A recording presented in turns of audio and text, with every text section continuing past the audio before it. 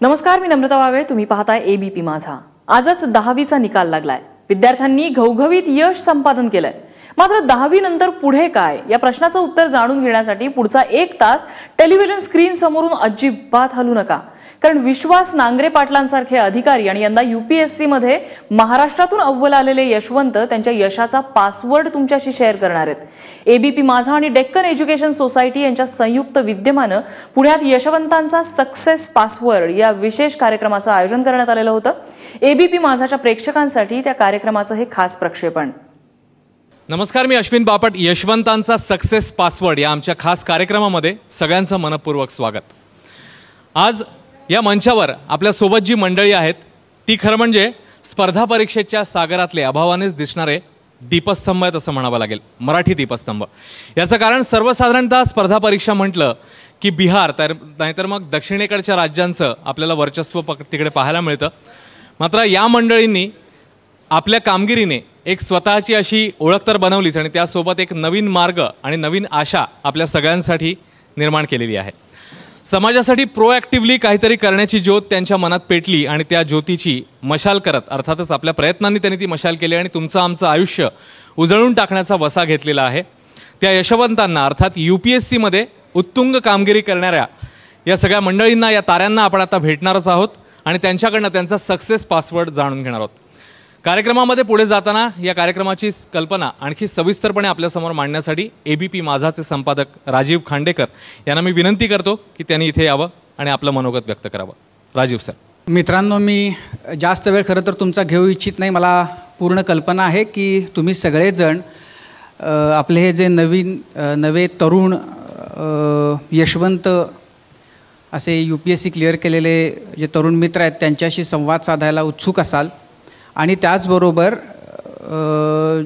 ज्यांच्या कामातून, व्यक्तिमत्वातून अनेक तरुणांना प्रेरणा मिळालेली आहे असे विश्वास नांगरे पाटील आज ह्या कार्यक्रमासाठी खास तुमच्याशी संवाद साधायला आलेले आहेत. त्यामुळे त्यांच्याशी सुद्धा तुम्हाला बोलायची उत्सुकता असेलच. या कार्यक्रमाच्या मागचा हेतू हाच आहे की ह्या ज्या परीक्षा आहेत, स्पर्धा परीक्षा आहेत, अलीकडच्या काळामध्ये या परीक्षांच्याबद्दल आपल्याकडं जास्त प्रकर्षानं बोललं जाऊ लागलं आहे. त्याच्याबद्दलचा अवेअरनेस वाढतो आहे. गेल्या काही वर्षांमध्ये ते म्हणजे मराठी मुलं UPSC किंवा या अशा स्पर्धा परीक्षांमधून उत्तीर्ण होण्याचं आणि त्याच्यामध्ये झगझगीत कामगिरी करून दाखवण्याचं प्रमाण खूप वाढत चाललेलं आहे. हे सगळं होत असताना नेमका आपण ह्या सगळ्या परीक्षांकडं कशा पद्धतीनं बघितलं पाहिजे, या परीक्षांमध्ये यश मिळाल्यानंतरचं आपलं पुढचं विचार करणं, काम करणं कशा पद्धतीचं असलं पाहिजे, हे आपण ह्या सगळ्या मान्यवरांकडून जाणून घेणार आहोत. मला सुरुवातीलाच डेक्कन एज्युकेशन सोसायटीचे आभार मानायचे आहेत की ॲम्फी थिएटरमध्ये हा कार्यक्रम करण्याची संधी आम्हाला मिळाली. आम्ही जॉईंटलीच हा कार्यक्रम करतो आहे. खरं तर ॲम्फी थिएटर किती एक 5-6 वर्षांपूर्वी 100 वर्ष ह्या ॲम्फी थिएटरनं पूर्ण केली आणि मला ऐतिहासिकदृष्ट्या हा फार महत्त्वाची, ही वास्तू जी आहे ती फार महत्त्वाची आहे. याच वास्तूमध्ये 1919 मध्ये महात्मा गांधींनी स्वदेशीचा नारा दिला होता. हे स्टेज असं आहे ज्या स्टेजवर रवींद्रनाथ टागोर असतील, जगदीशचंद्र बोस असतील, CV रमण असतील, नेहरू असतील, PV नरसिंहराव, अनेक वेगवेगळ्या क्षेत्रामधली दिग्गज मंडळी या स्टेजवर आलेली आहेत आणि इथून त्यांनी खूप मोठं प्रबोधन म्हणूया, खूप मोठं त्यांचं जे काम आहे ते मांडलेलं आहे. एक नवा विचार याच व्यासपीठावरून दिलेला आहे आणि अशा या व्यासपीठावर ह्या तरुण सगळ्या मंडळींना त्यांचं पुढचं जे उरलेलं सगळं काम आहे, पुढचं आयुष्य जे आहे ते उत्तमरित्या करण्याची प्रेरणा या निमित्तानं इथून आपण देण्याचा प्रयत्न करणार आहोत. आणि त्याबरोबरच आपल्या मनातल्या ज्या काही प्रश्न असतील, त्यांनी हे यश कसं साध्य केलं हे जाणून घेण्याची आपली जी काही इच्छा असेल, त्या सगळ्यांचा आपण या कार्यक्रमामध्ये आपण तो प्रयत्न करणार आहोत की ते त्यांच्याकडून जाणून घेण्याचा. माझ्या मते सुरुवातीला आपले सगळे मित्र बोलतील, नंतर विश्वास नांगरे पाटील सरसुद्धा तुमच्याशी बोलतील आणि मग नंतर आपण प्रश्नोत्तरातून ह्या सगळ्या मंडळींशी संवाद साधणार आहोत. तुर्तास तुम्ही इतक्या मोठ्या संख्येनं आलात त्याबद्दल तुमच्या सगळ्यांचे आभार आणि तुम्हा सर्वांना तुमच्या पुढच्या सगळ्या इच्छा पूर्ण होण्यासाठी शुभेच्छा. मला आवडेल की पुढच्या वर्षी तुमच्यातले 5-7 जण इथं असतील आणि असाच कार्यक्रम आम्ही करू आणि वर्षानुवर्ष या पद्धतीनंच आपण करत जाऊ. यावर्षी 5 जण आहेत, 15 जण झाले तर आपण काहीतरी जास्त मोठी व्यवस्था करू, पण 15 झालेले जास्त मला आवडेल. त्यासाठी तुम्हा सगळ्यांना खूप शुभेच्छा. धन्यवाद. या फर्ग्युसन कॉलेजच्या या शानदार ॲम्फी थिएटरमध्ये हा कार्यक्रम आपण घेऊन आलेलो आहोत तुमच्यासाठी आणि या कॉलेजचे प्राचार्य डॉक्टर रवींद्रसिंह परदेशी आता आपल्यासोबत आहेत. मी सरांना विनंती करतो की त्यांनी 2 शब्द बोलावे. नमस्कार. आजचे या कार्यक्रमासाठी खास आलेले प्रमुख पाहुणे श्री विश्वास नांगरे पाटील सर, राजीव खांडेकर आणि इथे असलेले खास आजच्या या कार्यक्रमासाठीचे उत्सवमूर्ती आणि ज्यांच्याकडून आपल्या या तरुण वर्गाला प्रेरणा मिळेल आणि त्यांच्यापासून आपण नक्कीच काही मार्गदर्शन घेऊ शकू असे हे विद्यार्थी आणि आत्ताच पास झालेले, अर्थात मोठ्या अभिमानाने सांगता येईल, सूरज, दिनेश, प्रांजल, भाग्यश्री आणि विश्वांजली यांनी जे काही यश मिळवलेलं आहे आणि जसं आत्ता राजूजींनी सांगितलं की मराठी विद्यार्थी हे आता ह्या प्रकारच्या स्पर्धात्मक परीक्षांमध्ये जास्त लक्ष देऊन त्यामध्ये यश मिळवण्याचा हिरिरीने प्रयत्न करतात. फर्ग्युसन महाविद्यालयाचं हे ॲम्फी थिएटर 1912 साली बांधलेलं होतं. त्यावेळच्या प्राचार्यांनी ती कल्पना मांडलेली होती, रँगलर परांजपेंनी. आणि नंतर जसं सांगितलं की ह्या वास्तूचं वैशिष्ट्य असं, जसं 1919 पासून राजीव गांधी महात्मा गांधीजी असतील, 1935 साली डॉक्टर चंद्रशेखर वेंकटरमण आणि नंतर पहिले राष्ट्रपती 1954 आणि 1960 मध्ये इथे आलेले पहिले पंतप्रधान पंडित जवाहरलाल नेहरू 1959 इथे, जयंत नारळीकर आणि अर्थात अशी मोठी ह्याला परंपरा आहे. स्वातंत्र्यवीर सावरकर इथे 1902 ते 1905 आपल्या फर्ग्युसन महाविद्यालयामध्ये विद्यार्थी होते आणि फर्ग्युसन महाविद्यालयाच्या हॉस्टेलमध्ये ते राहायचे.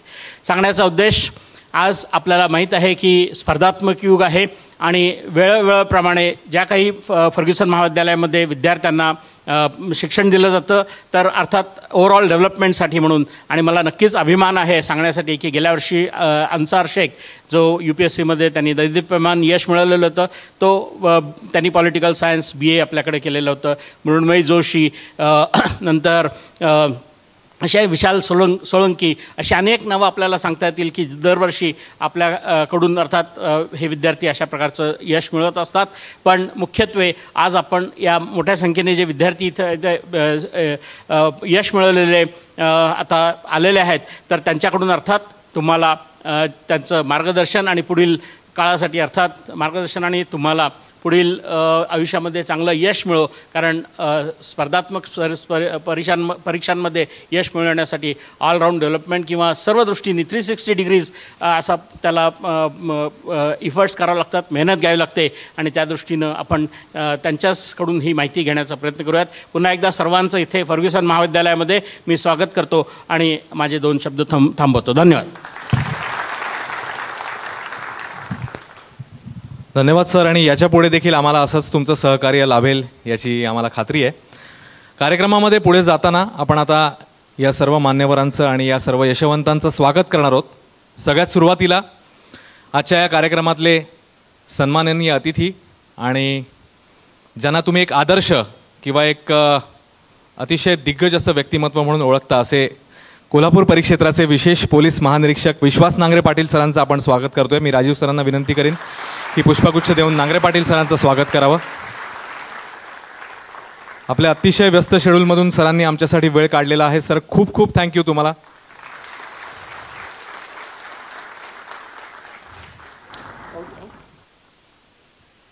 आणि आता UPSCमध्ये भरारी घेणाऱ्या 5ही गुणवंतांचं आपण पुष्पगुच्छ देऊन स्वागत करतोय. सगळ्यात सुरुवातीला भाग्यश्री विस्पुते. मी परदेशी सर आणि राजू सरांना रिक्वेस्ट करेन की भाग्यश्रीचं स्वागत करावं.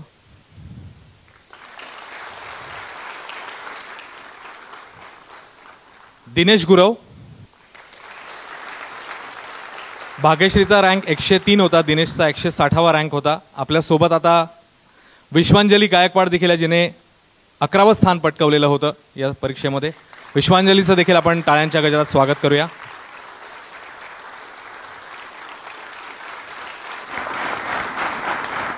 एकशे 51 रँक पटकावणारा सूरज जाधव हा देखील आपल्या सोबत आहे. सूरजचं मनापासून स्वागत.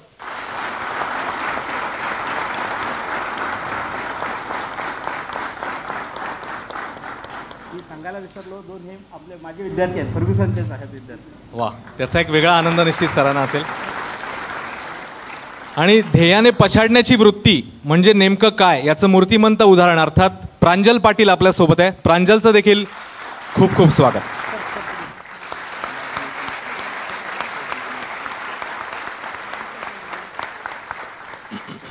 सर्वांना विनंती की त्यांनी कृपया स्थानापन्न व्हावं. आणि आता या पाचही यशवंतांकडून त्यांच्या प्रवासाबद्दल आपण ऐकणार आहोत. सगळ्यात सुरुवातीला मी इकडे बोलवणार आहे भाग्यश्री विस्पुतेला. मालेगावात शालेय शिक्षण घेतलं भाग्यश्रीने आणि बी फार्मसी करता तिने ॲडमिशन घेतली खरी, पण तिचं मन काय त्याच्यात रमत नव्हतं. मग तिने सिव्हिल सर्व्हिसची परीक्षा उत्तीर्ण करण्याचं स्वप्न मनी बाळगलं, कारण लोकांसाठी काहीतरी करण्याची उर्मी तिच्या मनामध्ये होती आणि त्या दृष्टीने तिने वाटचाल केली आणि 103 हा रँक तिने पटकावला. आणि जीवन एक संघर्ष आहे आणि या संघर्षामध्ये लोकांची सेवा करण्याचं व्रत घेऊन तुम्ही पुढे गेलात तर तुम्हाला यश निश्चित मिळतं, असा एक ठाम विश्वास आणि साधं सरळ सोपं सूत्र मनी बाळगून भाग्यश्रीने वाटचाल सुरू केलेली आहे. आपण इकडे निमंत्रित करूया भाग्यश्री विस्पुते.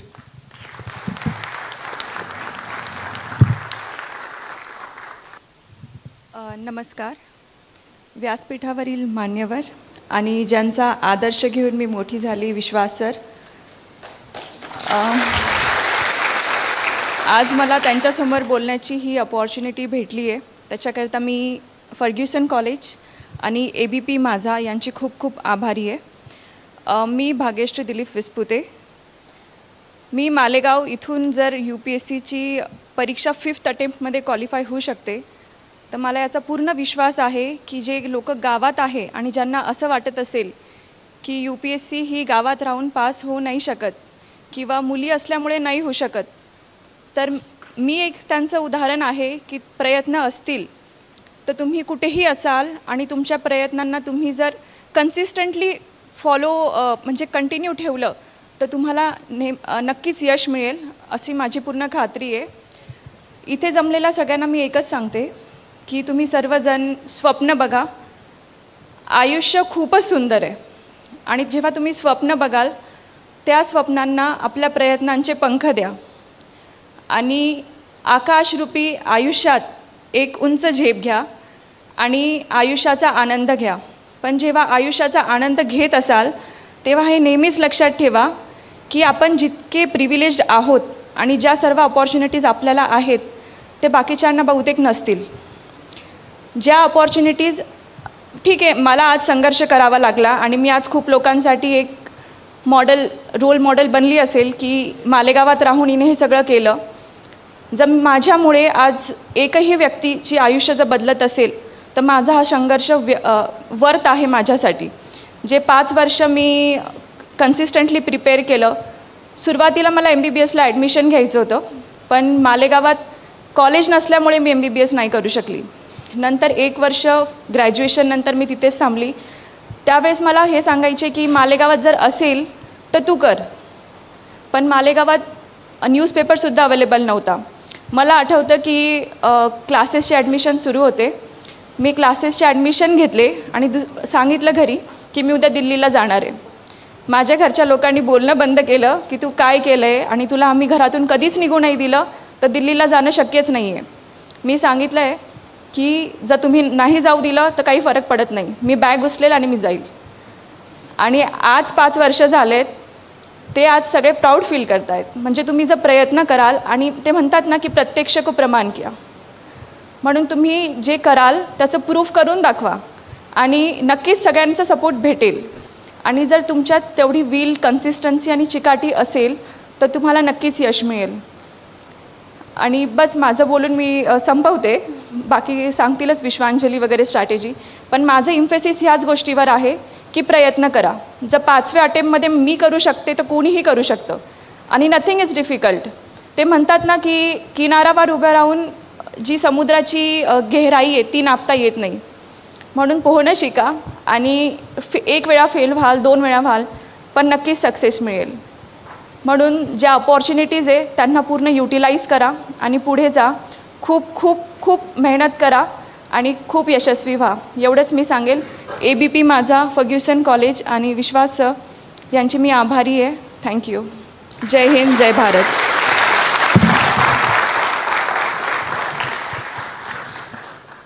खूप खूप धन्यवाद. आणि वाटेत कितीही अडचणी आल्या, संकट आली तरी ती बाजूला सारत आलेल्या संधीचा फायदा घेत पुढे जायचं आणि एक पॉझिटिव्हिटी आपल्याला भाग्यश्रीच्या या मनोगतामधनं ऐकायला मिळाली. आपण आता बोलवणार आहोत दिनेश गुरवला.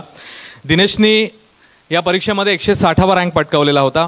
सध्याचं युग आपल्याला सगळ्यांना माहिती आहे, डिजिटल क्रांतीचं युग आहे आणि याच डिजिटल प्लॅटफॉर्मवर दिनेशला काहीतरी करण्याची इच्छा आहे आणि त्याच ध्येयाने त्याने पुढे जात या स्पर्धेमध्ये 160वा क्रमांक पटकावला आणि तो आज इथेपर्यंत पोहोचलेला आहे. आणि त्याच्याबद्दल खास सांगायचं म्हणजे त्याचा आदर्श आहे सचिन तेंडुलकर. आणि सचिनने केलेली क्रिकेटच्या मैदानातली बॅटिंग तर आपण बघितलेलीच आहे, पण UPSCच्या मैदानात बॅटिंग करून धावांचा किंबहुना मार्क्सचा भरघोस पाऊस पाडणाऱ्या दिनेशला आता आपण इकडे बोलूया. दिनेश गुरव.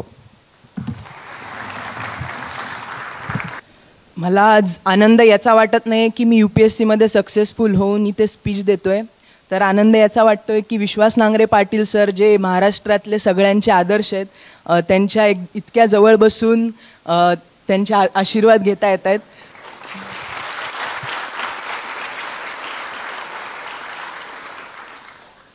सन्माननीय व्यासपीठ, इथे उपस्थित असलेले मान्यवर, यशवंत आणि मित्रमैत्रिणींनो, सर्वप्रथम तुम्हाला अभिवादन.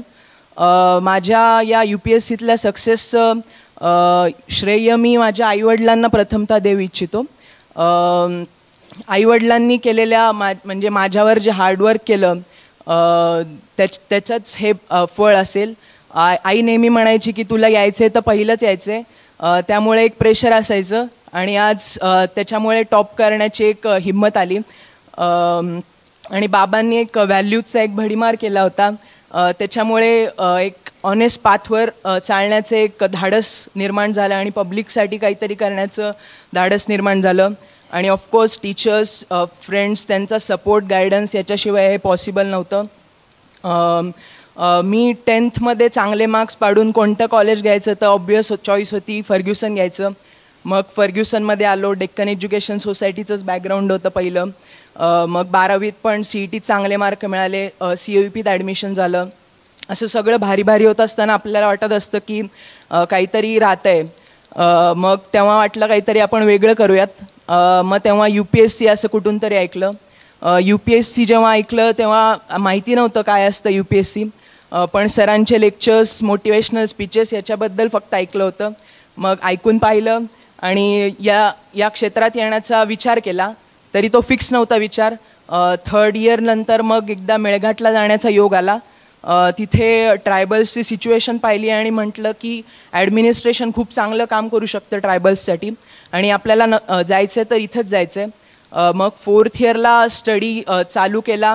भयानक हार्डवर्क केलं, पुस्तकं चाळली, पण तेव्हा विसरलो की UPSC ही एक एक्झाम असते आणि एक्झामला एक्झामसारखंच फेस करायचं असतं, काही PhD करायची नसते. आणि त्याच्यामुळे पहिल्या अटेम्प्टमध्ये फेल झालो. मग पहिल्या अटेम्प्टमध्ये फेल झाल्यावर नक्की कुठे चुकलं याच्यासाठी वेबसाईट्सवर वगैरे सर्च केलं, टॉपर्सचे ब्लॉग पाहिले. तेव्हा कळलं की अरे ही साधी एक्झामच आहे, याच्यासाठी एक प्रॉपर स्ट्रॅटजी, प्लॅनिंग आणि टाईम मॅनेजमेंट हवं आहे. मग एक इयरली स्ट्रॅटजी केली, प्री, मेन्स, इंटरव्ह्यू तिन्ही क्लिअर झालो. याच्यामध्ये मला मेन 3 एक्सपिरियन्स आले आणि त्याच्यातून मला तुम्हाला सांगावं असं वाटतं की UPSC नक्की काय असतं. प्रिलिम्सच्या वेळी सगळं बरोबर चाललं होतं. प्रिलिम्सचा पेपर हातात पडला तोपर्यंत कॉन्फिडन्स होता, पण जेव्हा पेपर सोडवायला घेतला तेव्हा पहिले 50 प्रश्न सोडवून झाले आणि त्यातले जवळपास 20च प्रश्न मला येत होते. तेव्हा म्हटलं आता काही खरं नाही आपलं. तेव्हा म्हटलं डोकं शांत ठेवू आणि विचार करू. तेव्हा माझ्या डोक्यात 4 व्यक्ती आले. पहिले होते आई, दुसरे होते बाबा, नंतर श्रीधर धुमाळ दादा आणि नंतर विश्वास नांगरे पाटील सर.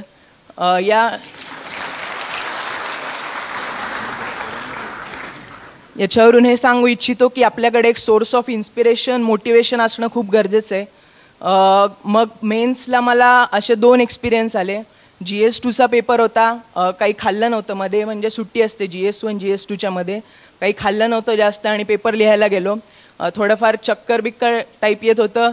मग म्हटलं आता हा पण पेपर जाण्याच्या ह्याच्यात दिसतोय, तरी म्हटलं काम राहू आणि देत राहू लिहित राहू, जे मनात येईल ते लिहित राहू. शेवटपर्यंत पेपर लिहिला. मार्क्स ॲव्हरेज आले, पण तरी मला तेव्हा कळलं की पेशंटली तुम्ही कन्सिस्टन्सी ठेवून जर ते करत राहिलात तर तुम्ही काढू शकता, रँक काढू शकता. मग नंतर मेन्समध्ये पॉलिटिकल सायन्सच्या आधी एक दिवस सुट्टी होती. आम्ही राहायला IITत होतो. तिथे खाणं माहिती आहे म्हणजे खूपच छान असतं. त्याच्यामुळे म्हटलं म्हणजे अभ्यास होईल असं वाटलं होतं, पण नाश्ता केला आणि मग 1-2 तासाची छान झोप घेतली आणि म्हटलं अभ्यास तरी होऊन जाईल आपला. पण पॉलिटिकल सायन्समध्ये 4 सेक्शन्स असतात. तर पहिला सेक्शन माझा 7 वाजले, संध्याकाळचं तरी संपत नव्हता. 7 वाजले, 7:30 वाजले, मग शेवटी 8 वाजता संपला. मग विचार केला की आता काही खरं नाही, आपल्याला आता स्मार्टली करायला लागेल काहीतरी. मग बाकीचे 3 सेक्शन्स होते, त्याचे माझ्याकडे आन्सर्स लिहिलेले होते. म्हटलं आपण तेवढंच करूयात, बाकी जे होईल ते पाहता येईल. आणि आता रिझल्ट आला त्याच्यातून मला पॉलिटिकल सायन्समध्ये देशात 3रा आहे मी.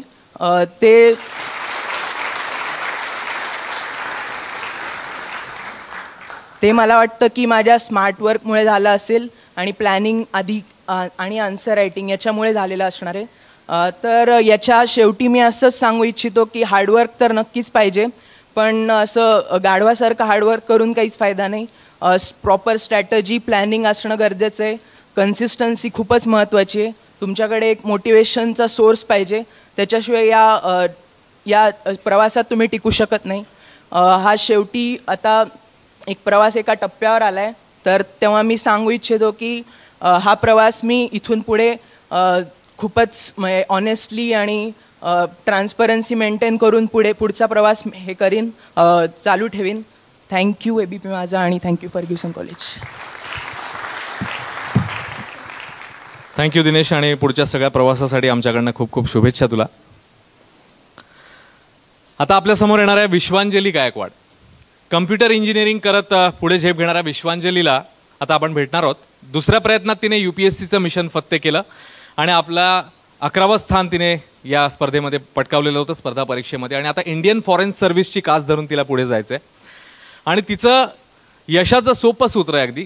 तिच्या म्हणण्यानुसार आनंद म्हणजेच यश. ज्या गोष्टीमध्ये तुम्हाला निखळ आनंद मिळतो तिकडे तुमचं ते यश असतं. तर असं इतकं साधं सोपं सूत्र समोर ठेवून मार्गक्रमण करणारी विश्वांजली गायकवाड.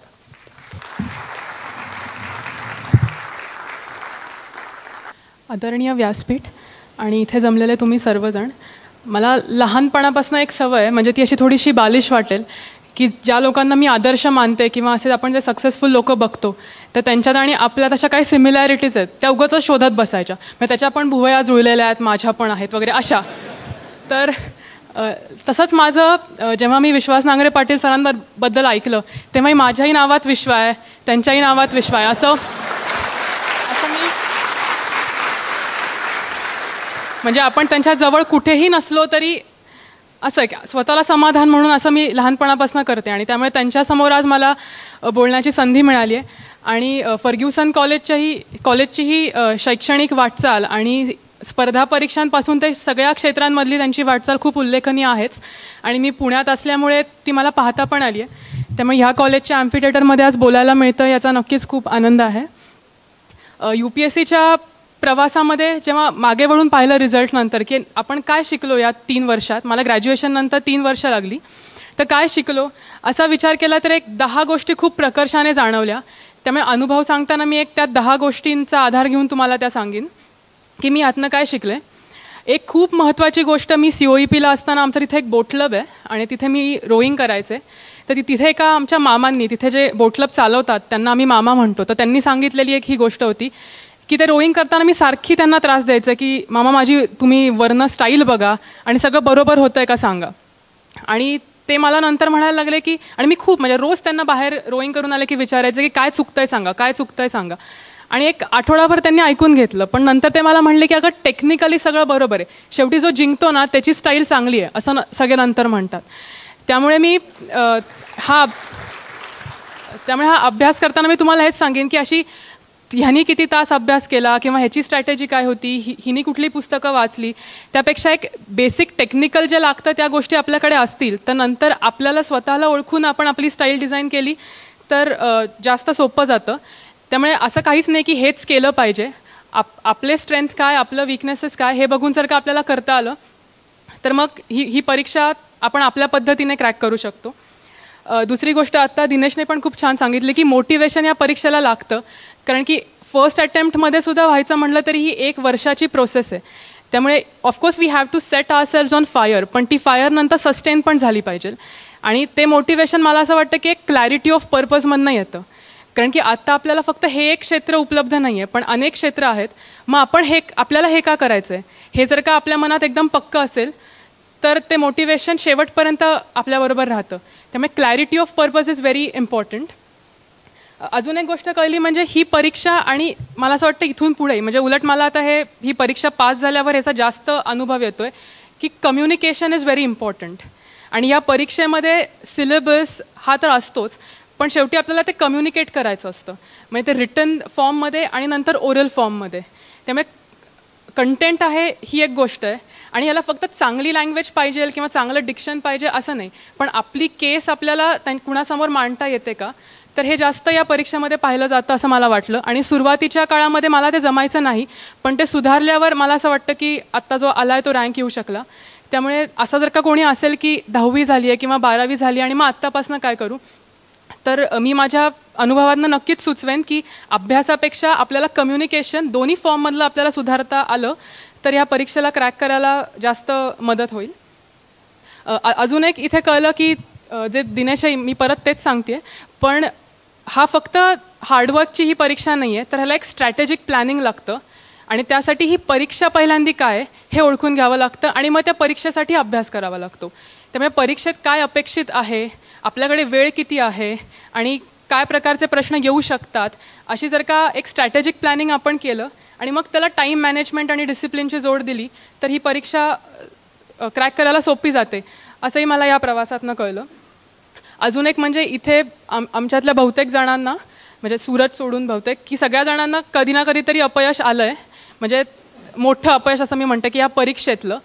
आणि असं येतं, there are more downs and very few ups या प्रोसेसमध्ये. आणि रोज आपण अपयशी होतो किंवा यश मिळतं, म्हणजे अगदी कुणाला तरी पेपर चेक करायला दिला तरी बरंच काही त्यावरती फीडबॅक मग थोडाफार क्रिटिसिझम असं रोज मिळतं. तर ते कसं घ्यायचं हे पण खूप महत्त्वाचं आहे. मलाही पहिल्या अटेम्प्टला प्रिलिममध्येच प्रिलिमच मी क्रॅक नव्हते करू शकले आणि तेव्हा असं सगळं एकदम अनसर्टन वाटायला लागतं. पण जर का आपल्याला कुठे चुकलो आहे हे लवकर कळलं तर मग एक डायरेक्शन मिळते आणि मग निराशेला फार जागा मिळत नाही तिथे, कारण की मला माहिती आहे की आता मला पुढे काय करायचं आहे सुधारायला. त्यामुळे हे जितक्या लवकर आपल्याला कळेल तितकं मला असं वाटतं त्या अपयशातनं शिकून आपण पुढे जाऊ शकतो. अजून एक इथे कळलं की ही अवघड परीक्षा आहे असं मानलं जातं आणि ती आव्हानात्मक नक्कीच आहे, पण वी कॅनॉट सफर थ्रू दिस प्रोसेस. म्हणजे आता 3 वर्ष आहे आणि असं रडत खडत जर का आपण ह्यातनं गेलो तर मग आपल्यालाही त्रास होतो आणि मला असं वाटतं यश मिळण्याचे चान्सेस पण कमी होतात. So if we can enjoy this process, कारण की आपण इथे आपण ठरवून आलो आहे हे जर का आपल्या डोक्यात असेल तर मग त्या अभ्यासाचा कंटाळा किंवा येणारी निराशा किंवा तेच करून कधी कधी बोर होतं तर हे होणार नाही. So instead of suffering through this process, if we can enjoy this process, तर मग कितीही वर्ष लागले तरी मला असं वाटतं की आपण तितकेच खुश राहून या परीक्षेला सामोरे जाऊ शकतो. अजून एक इथे कळलं की इथे सगळ्या भागातून सगळ्या ग्रॅज्युएशनची बॅकग्राऊंड असलेले आणि प्रत्येक म्हणजे साधारण आपण रेंज पाहिली एजची तर ती पण वाईड असते. त्यामुळे कम्पेअर नाही करायचं कुणाशी, हे पण मला या परीक्षेचा अभ्यास करायला लागल्यावर कळलं की कोणाचं आधीचं बॅकग्राऊंड काय, किंवा कधी कधी अशी चर्चा होते की कोण किती हुशार आहे, मग कोणाचा काय रँक येईल.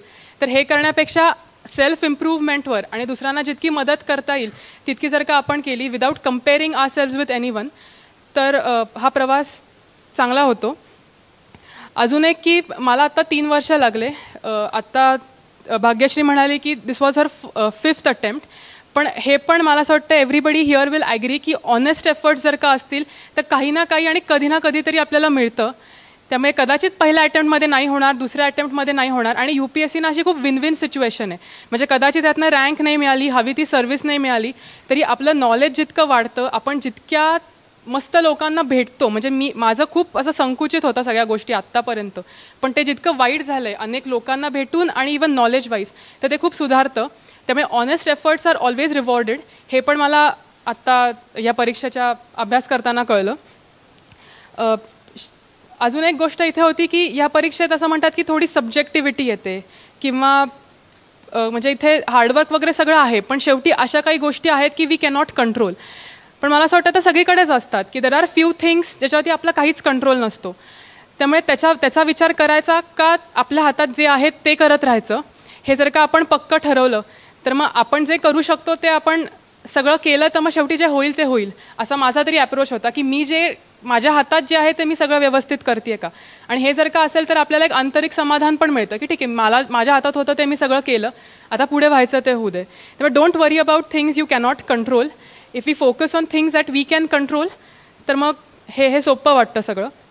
आणि शेवटी अजून एक या प्रोसेसमध्ये कळलं की देर is nothing like individual success. म्हणजे एकटीचं यश किंवा एकट्याचं यश असं खरंच काही नसतं. म्हणजे आपण करत असतो अभ्यास आणि सगळं बंद ठेवून ह्याच्यावरतीच फोकस असतो, पण एकटीमुळेच असं काहीतरी मिळालं असं खरंच काही नसतं, असंही मला इथे कळालं. कारण की इथे आई वडील, भाऊ, अनेक टीचर्स, मित्रमैत्रिणी यांचा पण त्यात खूप मोठा वाटा असतो. त्यामुळे there is nothing like individual success. आणि मलाही म्हणजे I will always be grateful to them, ज्या सगळ्यांमुळे मी इथे आहे. आणि आत्ता दिनेशनेही सांगितलं की this is not the culmination of all the efforts, पण आता सगळं खरं सुरू होतं. आणि आत्तापर्यंत चुकलो तरी सांभाळून घेणारी लोकं होती, कुणासमोर तरी मॉक इंटरव्ह्यू देताना गडबडलो तर इट वॉज एक्सक्युजेबल, पण आता तसं चालणार नाही. आता रिस्पॉन्सिबिलिटी पण खूप असेल आणि स्टेक्स पण खूप हाय असतील. त्यामुळे याची जाणीव ठेवून पुढे अभ्यास मी नक्की सुरू ठेवीन. आणि पुन्हा एकदा मला इथे बोलण्याची संधी दिल्याबद्दल आभार मानते तुमच्या सगळ्यांचे. थँक्यू.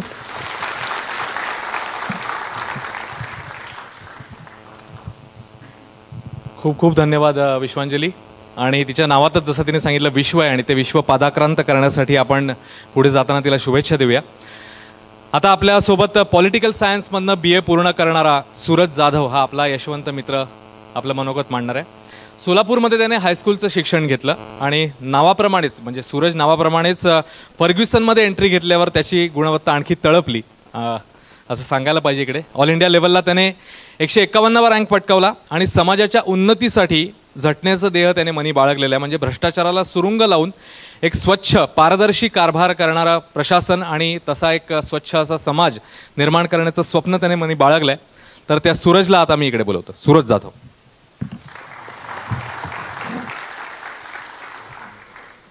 नमस्कार. ज्यांची भाषण ऐकून 12वी नंतर UPSC करायचं ठरवलं ते विश्वास नांगरे पाटील सर आणि सर्व प्राचार्य पवार सर.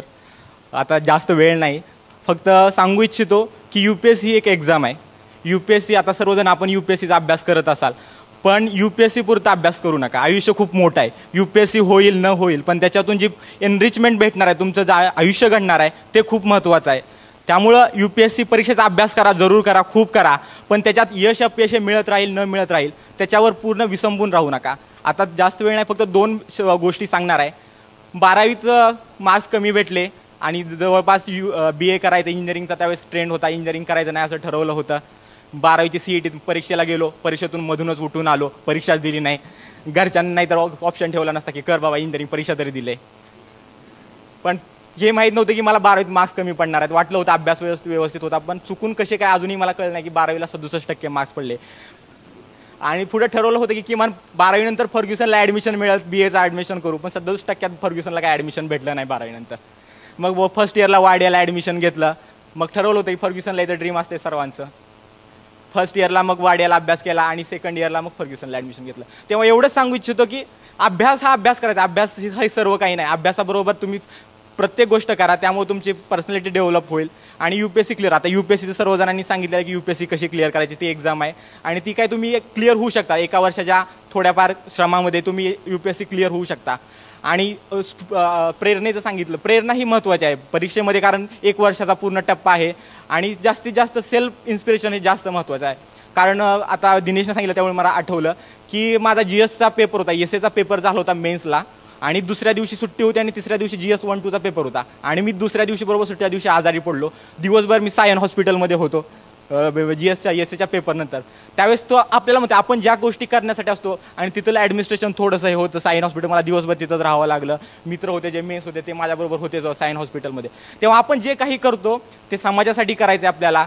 हे जास्त जोपर्यंत ही आतून स्फूर्ती येत नाही तोपर्यंत ही वरवरचा अभ्यास होत राहील. ज्यावेळेस आपल्याला काहीतरी करायचं आहे आणि आपण ज्या समाजातून आलो, मी ज्या काही छोट्या गावातून आलो आहे, जोपर्यंत त्या समाजाचं करण्याची जी आपली अंतस्फूर्ती आहे तोपर्यंत अभ्यास होत राहील.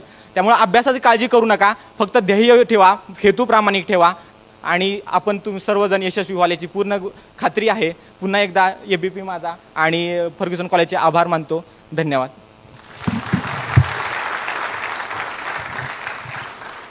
Thank you so much.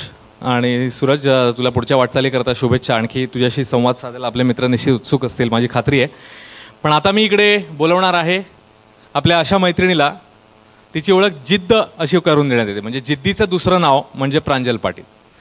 या परीक्षेत तिचं यश इतकं खणखणीत आहे आणि त्याचबरोबर ते अनेकांच्या डोळ्यामध्ये अंजन घालणार आहे. ते यासाठी की पहिल्या प्रयत्नात UPSC क्लिअर झाल्यावरही तिला केवळ नेत्रहीन असल्यामुळे रेल्वे अकाउंट सर्व्हिसचा जॉब नाकारला गेलेला होता. यावेळी कदाचित एखादी व्यक्ती नाउमेद झाली असती, पुढे जाण्याचा विचार तिने सोडून दिला असता. पण तसं काहीही न करता पुन्हा एकदा फिनिक्सप्रमाणे भरारी घेत चिकाटीने तिने पुन्हा एकदा UPSC एक्झाम दिली आणि 124वा रँक पटकावला. आणि तिच्या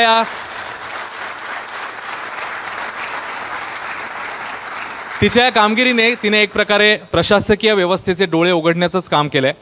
आणि सर्वसाधारणतः असं म्हटलं जातं की स्काय इज अ लिमिट, पण प्रांजलचा एक वेगळा फंड आहे. तिचं असं म्हणणं आहे की sky is not a limit. आकाशा पलीकडे देखील आपण झेप घेऊ शकतो. ते सामर्थ्य आपल्यामध्ये आहे, फक्त ते ओळखण्याची आणि त्यानुसार ते सामर्थ्य घेऊन मग पुढे जाण्याची तुमची इच्छाशक्ती आणि क्षमता पाहिजे. तर अशा या आपल्या जिद्द आणि संघर्षाने भरलेल्या संघर्ष कन्येला प्रांजल पाटीलला आता आपण इकडे बोलूया. टाळ्यांच्या गजरात प्रांजल पाटील. सर्वांना माझा नमस्कार. आणि फक्त इतिहासाच्या पुस्तकात ज्याचं नाव ऐकलं होतं की वाचलं होतं, फर्ग्युसन कॉलेज टिळकांनी स्थापन केलं आहे, तिथे मला येण्याची संधी मिळाली. याविषयी मला खूप आनंद होतोय.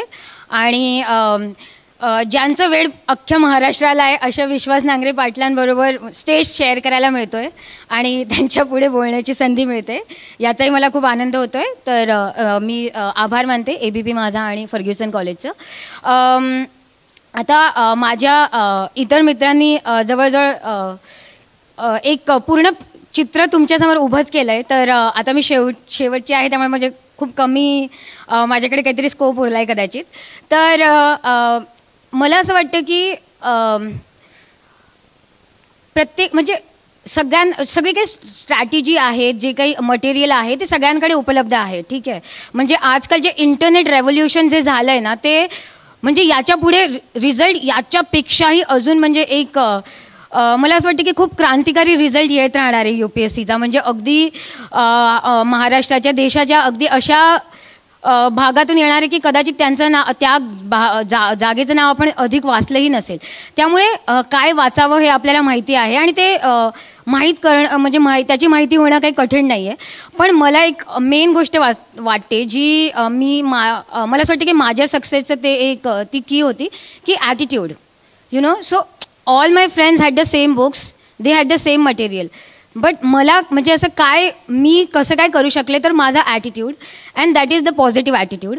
आणि मला म्हणजे पॉझिटिव्ह ॲटिट्यूड असं नाही की रोज म्हणजे सकाळच्या 6 वाजेपासून तर रात्रीच्या 12 वाजेपर्यंत तो पॉझिटिव्हच राहील आणि 1 जानेवारीपासून 31 डिसेंबरपर्यंत तो तसाच राहील असं नाही आहे. जसं विश्वांजली म्हणाली की ह्या प्रोसेसमध्ये जास्त डाऊन्स आहे आणि कमी अप्स आहेत, तर ते खरं आहे. आपल्याला रोज एक छोटंसं अपयश येतं, कारण की आपल्याला नेहमी म्हणजे जास्त करून लोकांना की आपल्याला एक कौतुकाची खूप सवय असते की हां मला सगळ्यांनी अप्रिशिएट करा. पण ह्या प्रोसेसमध्ये क्रिटिसिझम म्हणजे जर आपल्याला सेल्फ इम्प्रूव्ह करायचं असेल तर क्रिटिसिझम पण म्हणजे घ्यावाच लागतो. त्यामुळे एक तर सकारात्मक अप्रोच ठेवणं, दुसरं वेलकम टू क्रिटिसिझम, सेल्फ इम्प्रूव्हमेंटची नेहमी तयारी ठेवणं खूप आवश्यक आहे. आणि पेशन्स पण खूप आवश्यक आहे, कारण की जरी आपण पहिल्या अटेम्प्टमध्ये जरी क्लिअर करायचं असेल तरी ॲटलिस्ट मिनिमम हा 2 इयर्सचा प्रोसेस आहे. तर जसं मी मागच्या वर्षी पण असं सांगत होते की म्हणजे life itself is a journey right. म्हणजे आता चला UPSC मी पास झाले, पण मग आता पुढचं मग लगेच ट्रेनिंग, तर कधी न थांबणारी गोष्ट ही. तर तो एक प्रवास आहे. आणि जर आपण फक्त डेस्टिनेशनकडे लक्ष दिलं की हां मला हे मिळालं तर मी आनंदी होईन, ते मिळालं तर मी आनंदी होईन, तसं नाही चालणार. We have to enjoy the process. तरच म्हणजे नाहीतर मग हे एक म्हणजे ते आपण जरी सक्सेस मिळाला ना तर एन्जॉय नाही करू शकणार, कारण की त्याच्यासाठी आपण भरपूर काही त्यागलेलं असेल जर आपण त्याला एन्जॉय नसेल केलं तर. त्यामुळे आणि अजून एक महत्त्वाची गोष्ट ही वाटते की माझ्या बाबतीत ही कमी झाली, पण असं एक आहे माझ्या मैत्रिणींविषयी, म्हणजे मैत्रिणींकडून पण ऐकलं आहे की you know when you prepare for this exam, आणि एस्पेशली जर घरून आपण करत असतो तर भरपूर प्रश्न रेस केले जातात. अरे करतोयस का, केव्हापासून करते, ओ नाही झालं, ओके मग आता सोड ना, असं काही ना काही म्हणजे प्रश्न असतात. तर जर आपण आपल्या हेतूशी एकदम ठाम आहोत तर you know we shouldn't be affected by anyone else. तर ऑफकोर्स पॉझिटिव्ह सांगणारे पण भरपूर असतात, त्याच्याने आपण इन्स्पायर होऊ शकतो नक्की. पण म्हणजे जर दुसऱ्या गोष्टी असतील तर त्याच्याने नेगेटिव्हली इन्फ्लुअन्स नाही झालं पाहिजे. आणि we should always welcome the struggle. म्हणजे जर आपल्याला वाटतं ना भरपूर कारणं असतं आयुष्यात, ओ म्हणजे यांचं एवढं चांगलं आणि माझ्यासाठी एवढं का स्ट्रगल, तर जेवढं आपल्या लाईफमध्ये स्ट्रगल असेल ना तेवढं सक्सेस आपण जास्त एन्जॉय करू शकतो.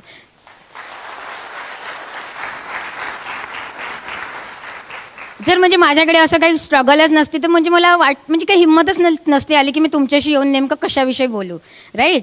आणि त्याच्यासाठी यश यासाठी महत्त्वाचं असतं की when you become successful people are ready to listen to your struggle. So त्यामुळे मी असं सांगते की please welcome the struggle and please try hard to be successful. ते दोन्ही गोष्टी महत्त्वाच्या आहेत.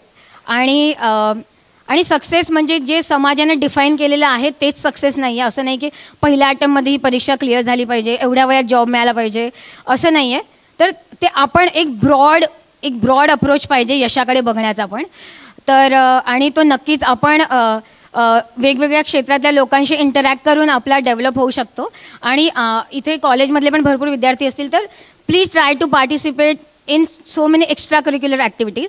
कारण की ही परीक्षा जी आहे स्पेसिफिकली आपण जर बोलायचं म्हटलं तर ती फक्त एक पुस्तकात आपण काय शिकतो त्याच्यावर अवलंबून नाही आहे. ती खूप महत्त्वाचा आहे तो भाग, पण आपण ॲज अ पर्सनॅलिटी स्वतःला कसं डेव्हलप केलं आहे. कारण की इंटरव्ह्यूमध्ये आपल्याला अशाच विषयी भरपूर प्रश्न विचारले जातात.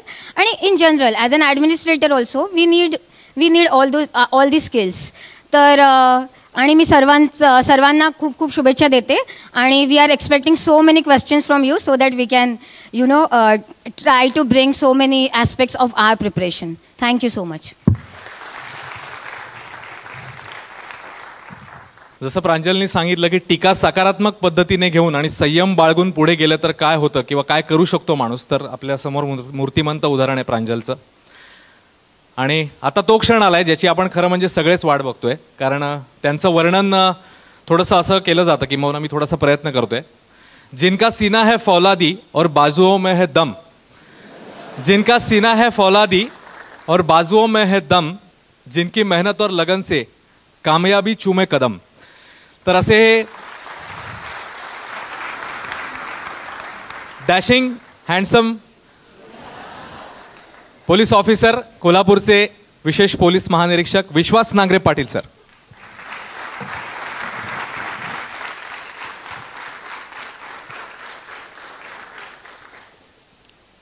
विपरीत परिस्थितियों में कुछ लोग टूट जाते हैं और कुछ लोग रिकॉर्ड तोड़ देते हैं.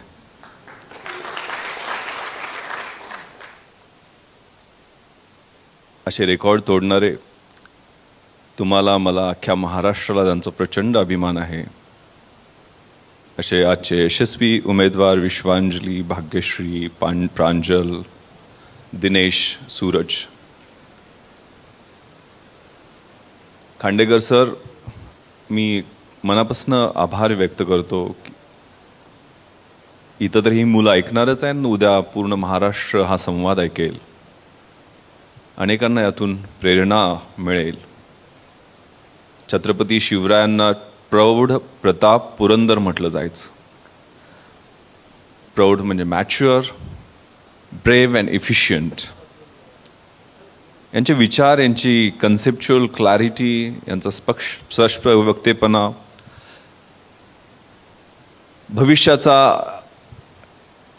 ते ज्या इच्छाशक्तीनं वेध घेऊ इच्छित आहेत, त्यांचं विजन इतकं प्रभावशाली आहे की डॉक्टर APJ अब्दुल कलाम सरांच्या स्वप्नातला भारत घडवण्यासाठी हीच पिढी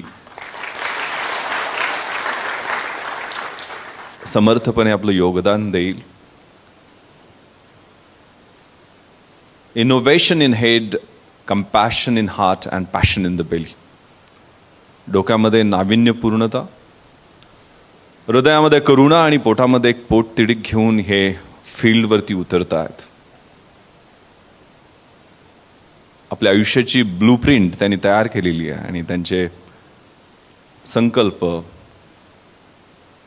त्यांच्या व्हॅल्यू सिस्टम्स या प्रकटपणे त्यांनी मांडलेल्या आहेत.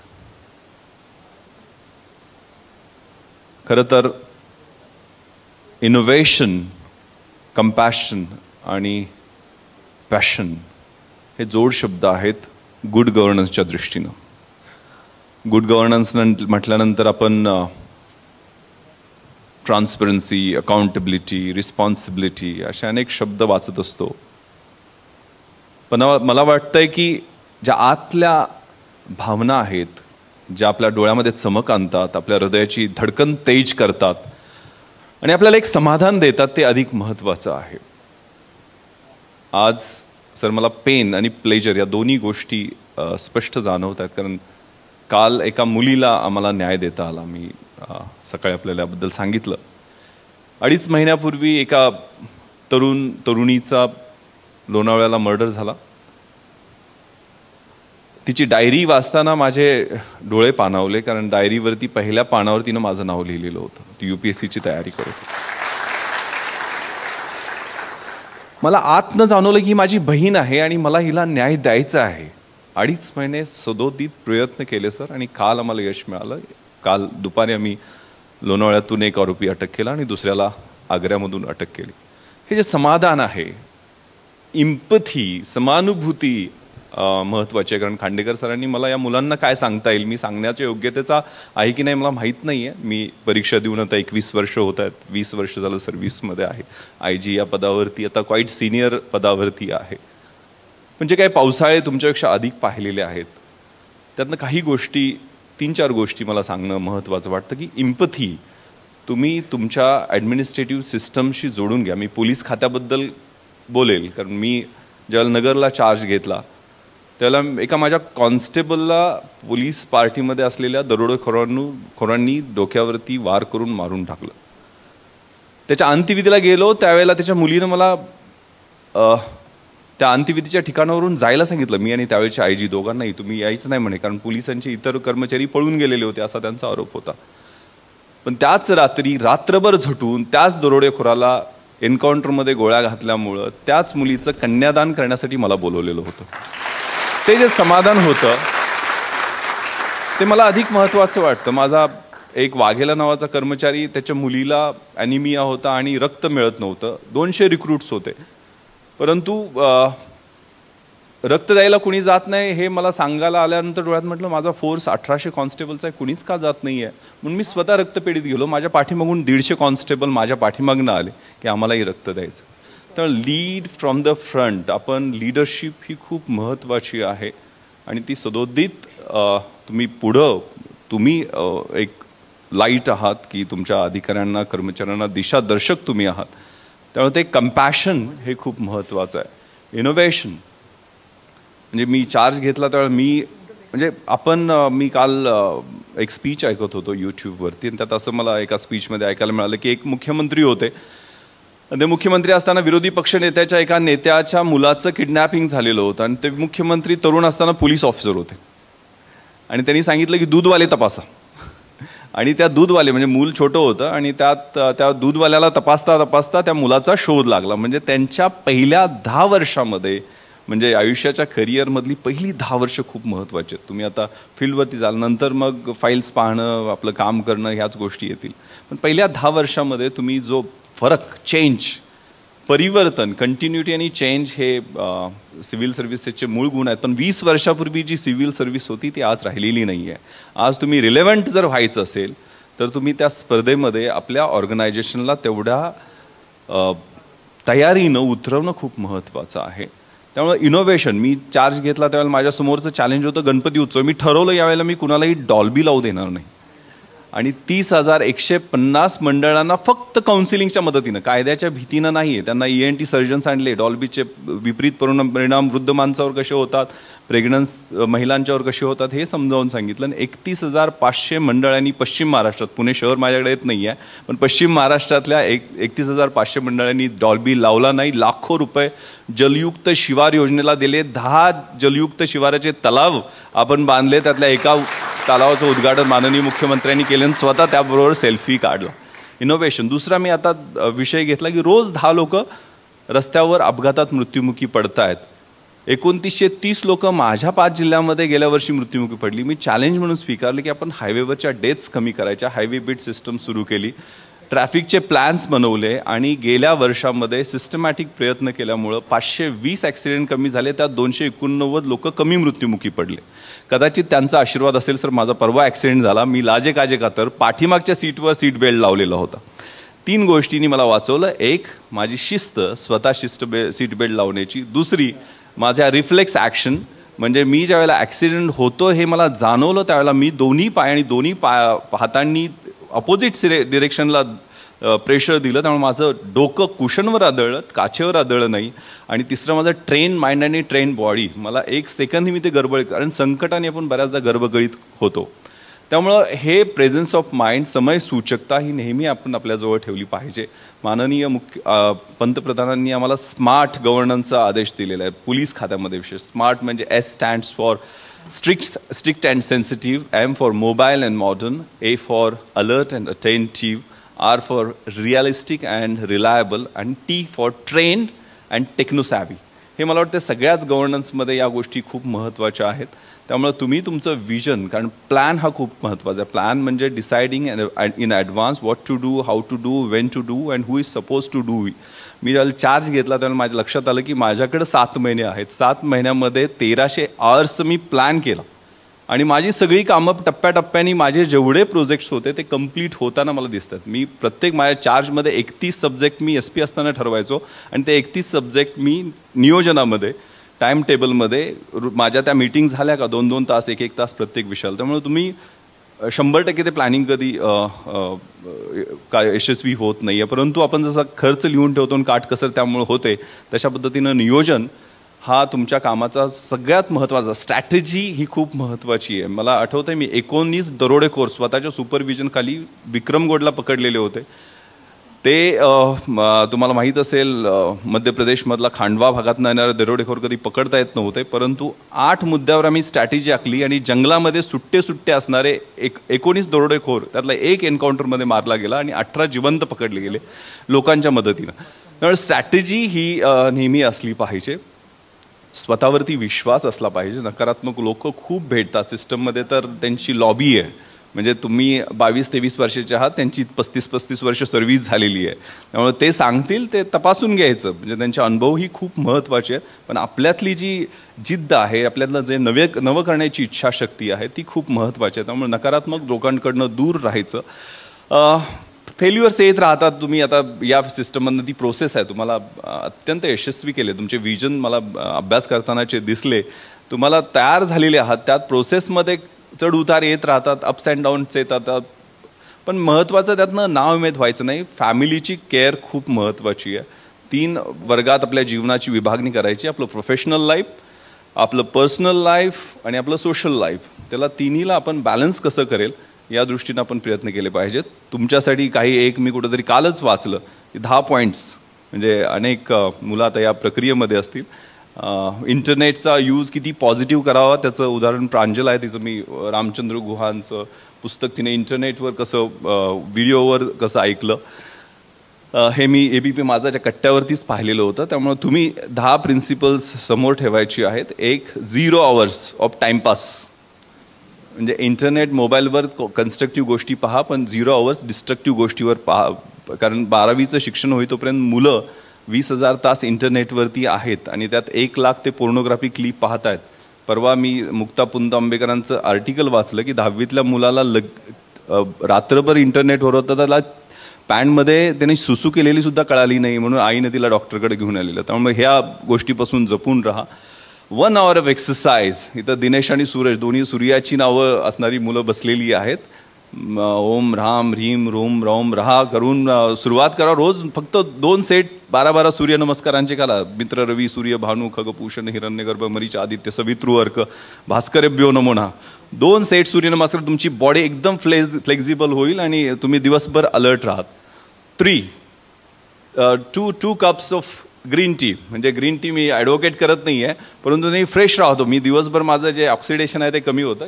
यातल्या कुणीही मगाशी चहा कुणीही पिलं नाही, त्यामुळं म्हणजे दुधाचा चहाऐवजी ग्रीन टी किंवा ब्लॅक टी प्रिफर करा.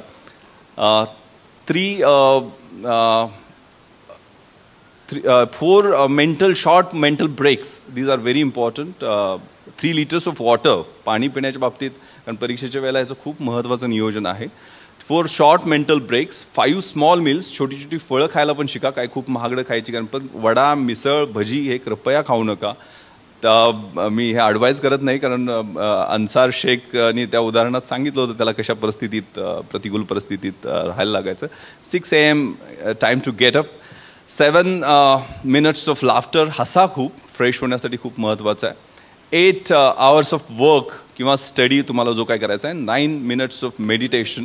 आणि ह्या ज्या छोट्या मोठ्या गोष्टी आहेत त्या खूप महत्त्वाच्या आहेत. शिस्त लावून घ्या. Discipline is very important. हे सगळे तुमचे आदर्श आहेत, पण त्यांनी खूप काम केलेलं आहे. कष्ट. Work like hell. आणि कशासाठी सर्व्हिसमध्ये यायचं? Give something back to the society. समाजाला काहीतरी देणं लागतोय, या भूमिकेतून सर्व्हिसमध्ये या.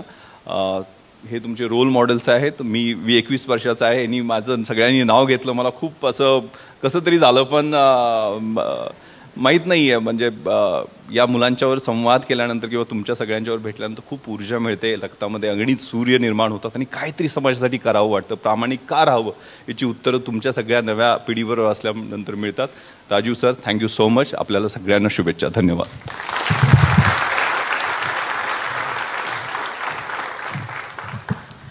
खूप सोप्या शब्दामध्ये फिजिकली आणि मेंटली फिट राहण्यासाठी सरांनी आपल्याला कानमंत्र दिलेला आहे. आणि म्हणूनच सर आम्ही सगळे म्हणतो मन में है विश्वास.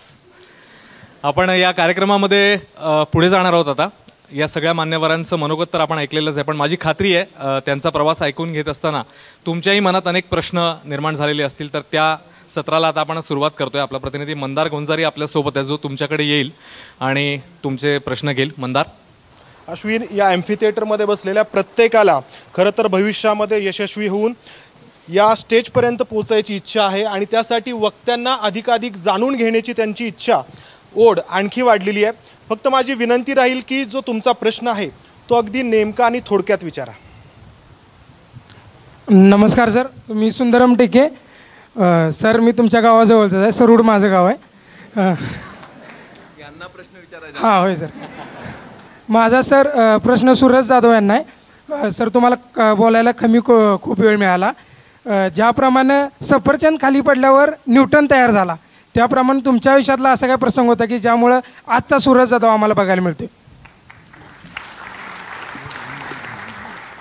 असा एक प्रसंग असा काही नाही, ती प्रोसेस होती. मी 6वी ते 10वी नवोदय विद्यालयात होतो मोहोळला. आणि नवोदय हे एक असं स्कूल आहे की तुम्हाला जी ओव्हरऑल पर्सनॅलिटी घडवण्यामध्ये खूप मदत करतं. आणि नवोदयमध्ये मला जी वाचनाची आवड लागली तो टर्निंग पॉईंट होता. जो वाचन जे लागलं ते म्हणजे असं म्हणतात की म्हणजे तुमच्या श्वासाश्वासा इतकंच तुमचं वाचन हे निरंतर असलं पाहिजे. आणि त्याच्यातूनच मग सिव्हिल सर्व्हिसेसचं पूर्ण केलं होतं हे की आपल्याला UPSC करायचं आहे.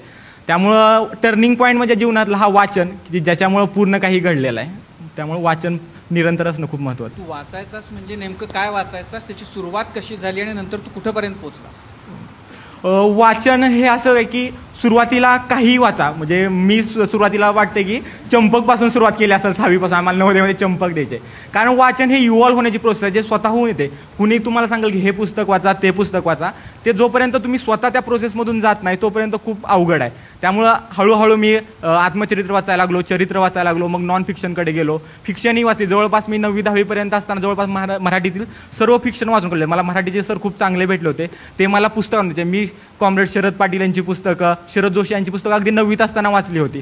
त्यामुळे जी वाचनाची आवड, शिक्षकांचं जे प्रेम होतं, त्यांनी स्वतःच्या पैशाने मला पुस्तकं आणून दिली, ते वाचनाची आवड त्याच्यातून निर्माण झाली. त्यामुळे माझं अगदी हे म्हण आहे की अगदी कशापासूनही सुरुवात करा की तुम्ही त्या प्रोसेसमध्ये इव्हॉल्व होत राहाल, पण नक्की वाचा. पुस्तक वाचणं ही खूप गरज आहे.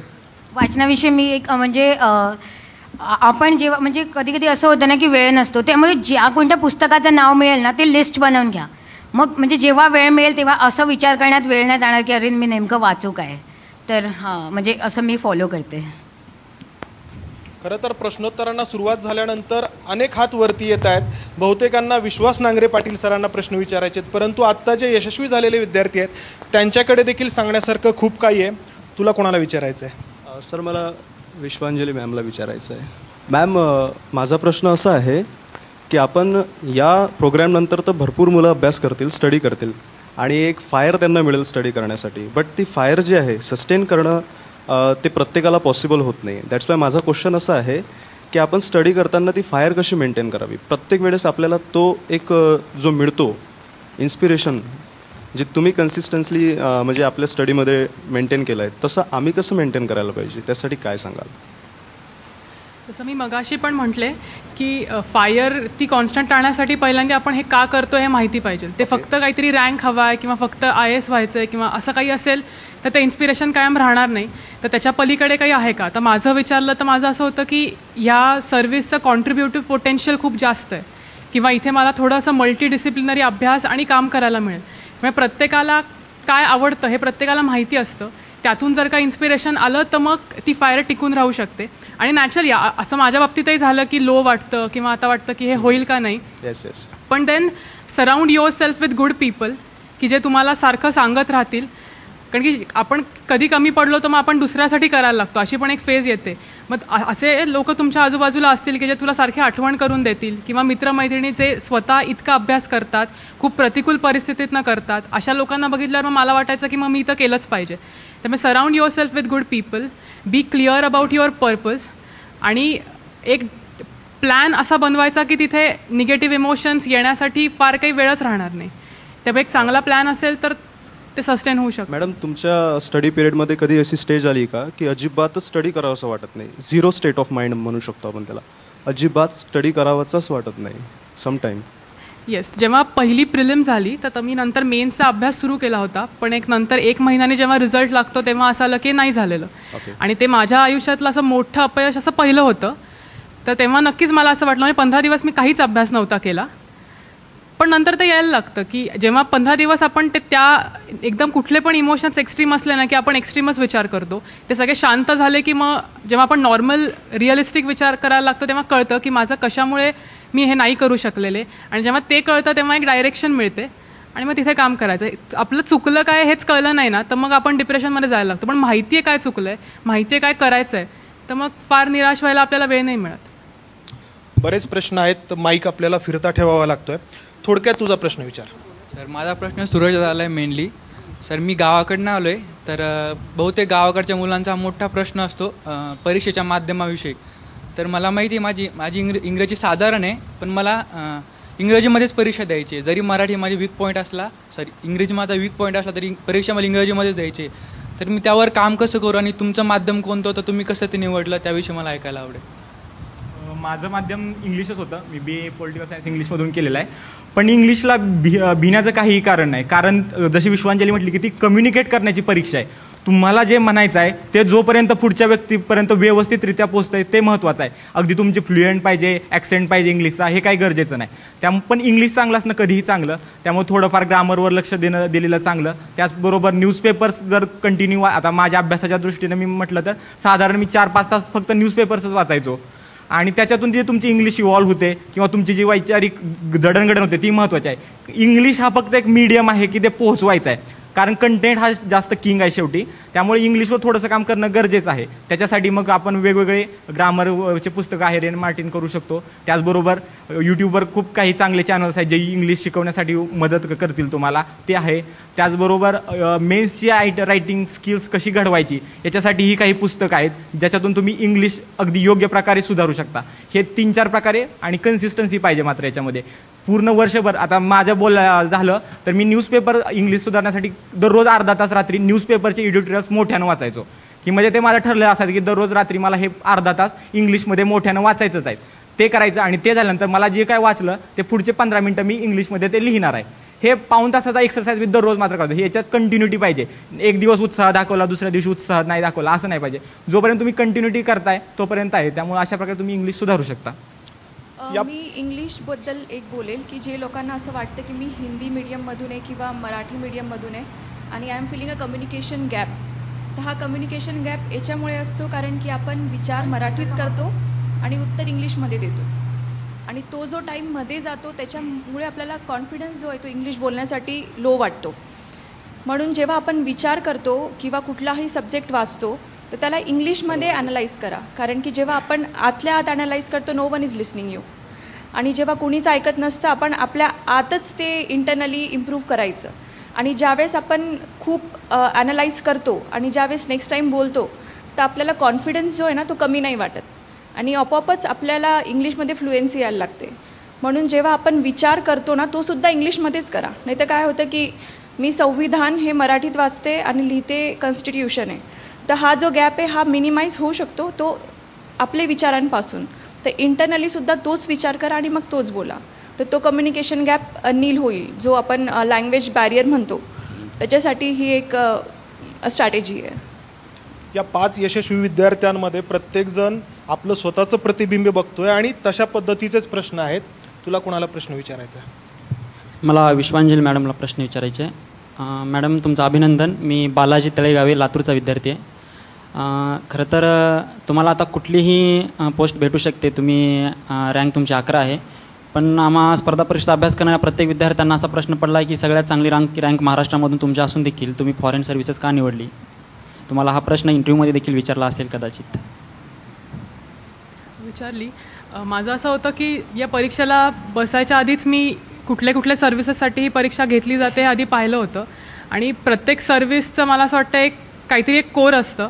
तर मग ते आपल्या पर्सनॅलिटीमध्ये आहे का आणि आपला इंटरेस्ट कुठे आहे हे मी थोडंफार आधी पाहिलं होतं. आणि मला वाटतं प्रत्येक सर्व्हिस एक तितकीच चांगली आहे आणि प्रत्येक सर्व्हिसचं कॉन्ट्रीब्युशन टू नॅशनल डेव्हलपमेंट तितकंच आहे. तर मला इंडियन फॉरेन सर्व्हिस जास्त वाटलं. म्हणजे तिकडे माझा कल होता कारण एकतर इंटरनॅशनल रिलेशन्स आवडत गेलं. दुसरं अजून एक मला असं वाटलं की नॅशनल डेव्हलपमेंट आणि फॉरेन पॉलिसी या काय 2 अशा सेपरेट गोष्टी नाही आहेत. Foreign policy can be use for national development. आणि अजून आता आपण येणाऱ्या वर्षांमध्ये भारत कुठे जाईल हे जर का आपण पाहिलं तर मग जे काही ग्लोबल गव्हर्नन्स आता आपण होईल आणि इथून पुढे होत राहील तर त्यामध्ये आपण एक रूल शेपर म्हणून इंडिया रोल प्ले करू शकतो का असा विचार केला तर नक्कीच वाटतं की तो आत्ताही करतोय आणि अजूनही करायला हवं आहे आपण. आणि मग त्याचा आपण कसा पार्ट बनवू शकतो हे एक वाटलं. मॅडम ज्या दिवशी आपला UPSCचा रिझल्ट लागला आणि आम्ही तुमची फोटो पाहिली तेव्हा नक्कीच आम्हाला वाटलं की तुम्ही आता नक्की IPSच निवडणार. असो अभिनंदन तुमचं. माझा दुसरा प्रश्न विश्वास सरांना आहे.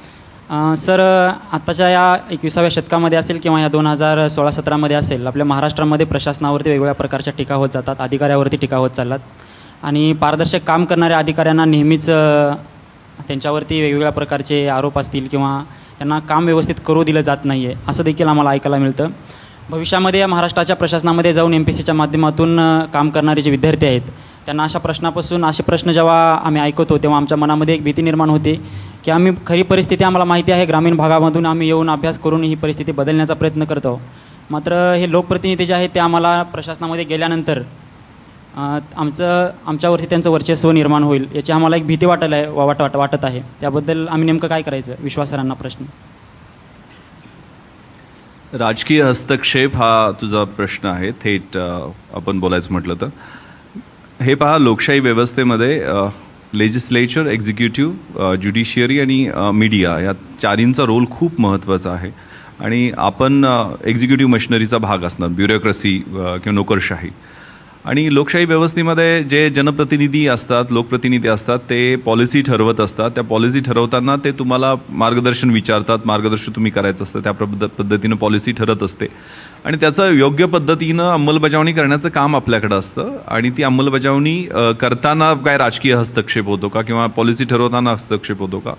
मी म्हणेल की काही वेळेला होतो चांगल्या कारणासाठी, काही वेळेला वाईट कारणासाठी. लोकशाही व्यवस्थेमध्ये 5 वर्षानं कुठल्याही लोकप्रतिनिधीला लोकांच्या समोर जायचं असतं. त्यामुळे लोकांचे न्याय्य, कायदेशीर आणि समाजाच्या हिताचे असणारे प्रश्न घेऊन ते तुमच्याकडे येणारच आहेत. लोकशाही व्यवस्थेमध्ये ही गोष्ट अपेक्षित आहे. पोलीस स्टेशनवर कुणावर अत्याचार झाला असेल तर व्यक्ती तिथले आमदार, खासदार पोलीस स्टेशनला येऊन जाब विचारू शकतात आणि ते वेलकम अशा पद्धतीचं स्वागत आहे. पण तुमची इमेज, तुमची प्रतिमा ही खूप महत्त्वाची आहे. तुम्ही किती तत्पर, किती कार्यक्षम, किती स्ट्रेट फॉरवर्ड, किती प्रामाणिक अधिकारी आहात. म्हणजे तुम्ही चांगले असाल, फुल असाल तर त्याचा सुगंध पसरत असतो आणि वाईट असाल तर त्याप्रमाणे त्याचा दुर्गंध पसरत असतो. पण आपली इमेज तशी ट्रॅव्हल होत असते आणि कुणी धाडस करत नाही ज्यावेळेला तुम्ही सरळ काम करता, व्यवस्थित काम करता की तुमच्या. आणि खूप तिथं रूम आहे प्रशासनामध्ये. प्रामाणिक, कार्यक्षम अधिकाऱ्यांची खूप गरज असते आणि तिथं तुम्हाला अपॉर्च्युनिटी, संधी खूप मोठ्या प्रमाणात मिळतात. त्यामुळे लोकशाही व्यवस्थेमध्ये लोकप्रतिनिधींचा रोल हा खूप महत्त्वाचा आहे आणि सगळंच काय वाईट असतं असं नाही आहे आणि ब्युरोक्रॅसीमध्ये सुद्धा सगळ्या चांगल्या गोष्टी असतात असं नाही आहे. त्यामुळं ज्या चांगल्या गोष्टी आहेत त्या स्वीकारणं, ज्या गोष्टी आपण बदलू शकतो त्या बदलणं, ज्या बदलू शकत नाहीत त्याला व्यवस्थितपणे, समर्थपणे, तटस्थ राहून उत्तर देणं आणि त्या दोन्हीमधला फरक ओळखणं हे खूप महत्त्वाचं आहे. आत्ता मगाशी जो प्रश्न विचारला होता विश्वांजलीला की तिनं IFS का घेतलं, तर माझा कट्ट्यावर प्रांजलनं त्याच्याबद्दल एक फार छान टिप्पणी केली होती. ती म्हणाली की तिला IAS करायचं आहे आणि विश्वांजलीला IFS करायचं आहे. ती असं म्हणाली की मी तळातून वर विकास करत जाणार आहे आणि विश्वांजली वरून खाली विकास करत येणार आहे. आपल्या सगळ्यांना विनंती आहे, खरं म्हणजे माझी खात्री आहे की या सगळ्यांसाठी आपल्या मनात खूप प्रश्न आहेत. पण सगळ्यांना रिक्वेस्ट करतो की कमीत कमी शब्दात आणि खूप नेमके प्रश्न विचारण्याचा प्रयत्न करा जेणेकरून जास्तीत जास्त प्रश्न आपण घेऊ शकू. आणि पुढच्या प्रश्नाकडे जाऊया. आणि एकच प्रश्न एकाने विचारा, कारण बऱ्याच जणांना विचारायचं. प्रांजलताई आणि विश्वांजली ताईला माझा एक कंबाईन क्वेश्चन आहे. प्रिलिम्स आणि मेन्ससाठी प्रेडिक्टेबल पॅटर्न असतो, बट जो इंटरव्ह्यू असतो तो अनप्रेडिक्टेबल असतो प्रत्येक वर्षी. तर तुमच्या इंटरव्ह्यूमधल्या अशा काय गोष्टी सांगा की त्याच्यावर तुम्हाला जास्त मार्क भेटले असेल, किंवा अशा गोष्टी सांगा की त्याच्यावर कॉन्फिडन्स तुमचं लूज झालं आणि तुम्ही ते कॉन्फिडन्स कसं गेन केला परत, त्या आम्हाला ऐकायचं आहे थोडंसं. ह्या वर्षीचा माझा इंटरव्ह्यूचा एक्सपिरियन्स खूप चांगला होता as compare to the last year. तर ह्या वर्षी म्हणजे आधीपासून होतं की हां मला आता मेन्स पण खूप चांगला गेला आहे आणि interview has to be good. तर ॲक्च्युली मला आतमध्ये न्यायला म्हणजे एक एस्कॉट असतो, ठीक आहे. तर त्या भैयांशी मी बोललेले की भैया मुझे ना आप ऐसे एकदम उठा के ऐसा मत बिठाना, क्योंकि मैं एक ऑफिसर की इंटरव्यू दे रही हूँ, ताकि उनको ऐसा ना लगे कि ये खुद को भी नहीं संभाल सकती तो क्या एडमिनिस्ट्रेशन संभालेगी, ठीक आहे. तर व त्यांनी मी जे सांगितलं ना त्यांनी व्यवस्थित म्हणजे केलं फॉलो, की त्यांनी सांगितलं आता गेट आहे तर म्हणजे मी परमिशन विचारली की हां may I come in. Last year मी नाही विचारली होती, जाऊन म्हणजे आरामशीर बसले होते. तर मग त्यांनी सांगितलं, मी फक्त सांगितलं की चेअर मला फक्त सांगा ही चेअर आहे, दॅट्स इट. मग तिथे पण मग असं म्हणजे अगदी सुरुवात खूप चांगली झाली. आणि मला म्हणजे आपण महाराष्ट्रात नाव असं लिहितो राईट, आधी आपलं आडनाव असतं आणि मग ते नाव असतं स्वतःचं. तर मग त्यांनी माझ्या आधी क्लिअर करून घेतलं इंटरव्ह्यू माझ्या चेअरपर्सननी, ओके पण तुझं नाव प्रांजल आहे राईट. तर मग म्हणजे एकदम तिथे वातावरण खूपच एक म्हणजे मला खूप हलकं वाटलं तिथेच. आणि मग त्याच्यानंतर सगळं काही सहज झालं. तर मला एक प्रश्न होता, माझे जे चेअरपर्सन होते ही इज अन अकॅडमिशियन, ते प्रोफेसर होते आणि ते मला नंतर कळलं त्यांची प्रोफाईल वाचल्यावर, ठीक आहे. तसं आधी काय म्हणजे माहीत असं तिथे नाही कळत काही. तर त्यांनी मला विचारलं की ओके, आणि माझं पण बॅकग्राऊंड अकॅडमिक्सचं आहे, मी PhD करते जवाहरलाल नेहरू युनिव्हर्सिटीमधून इंटरनॅशनल रिलेशन्समध्ये. तर त्यांनी मला विचारलं की okay why are you interested in academics and why are you interested in administration. तर तू का नाही इंटरेस्ट, अकॅडमिक्समध्ये काय तुझा इंटरेस्ट नाही आणि ॲडमिनिस्ट्रेशनमध्ये काय आहे. तर मग मी असं सांगितलं, म्हणजे जे माझं खरं म्हणजे ह्या इंटरव्ह्यूमध्ये ना माझी जी मतं आहेत स्वतःची ती सांगण्याचा मला खूप स्कोप मिळाला. तर मग मी सांगितलं की असं मी नाही म्हणणार की मी अकॅडमिक्समध्ये इंटरेस्टेड नाही आहे, मी त्याच्यात I am very much interested in academics आणि मी माझी PhD पूर्ण करणार आहे. I know it will be a challenge but I will complete my PhD no matter what. पण मी ॲडमिनिस्ट्रेशनमध्ये इंटरेस्टेड आहे कारण माझं रिसर्च करता करता मला ज्या काही गोष्टी कळतात, ज्या आयडियाज कळतात तर ॲडमिनिस्ट्रेशन मला एक प्लॅटफॉर्म देणार आहे ती इम्प्लिमेंट करण्याचा. तर हा एक प्रश्न होता आणि अजून भरपूर काही प्रश्न होते. मी माझं ट्रान्स्क्रिप्ट शेअर केलं आहे फोरम IASवर, तर म्हणजे वाचू शकता आपण तिथेही.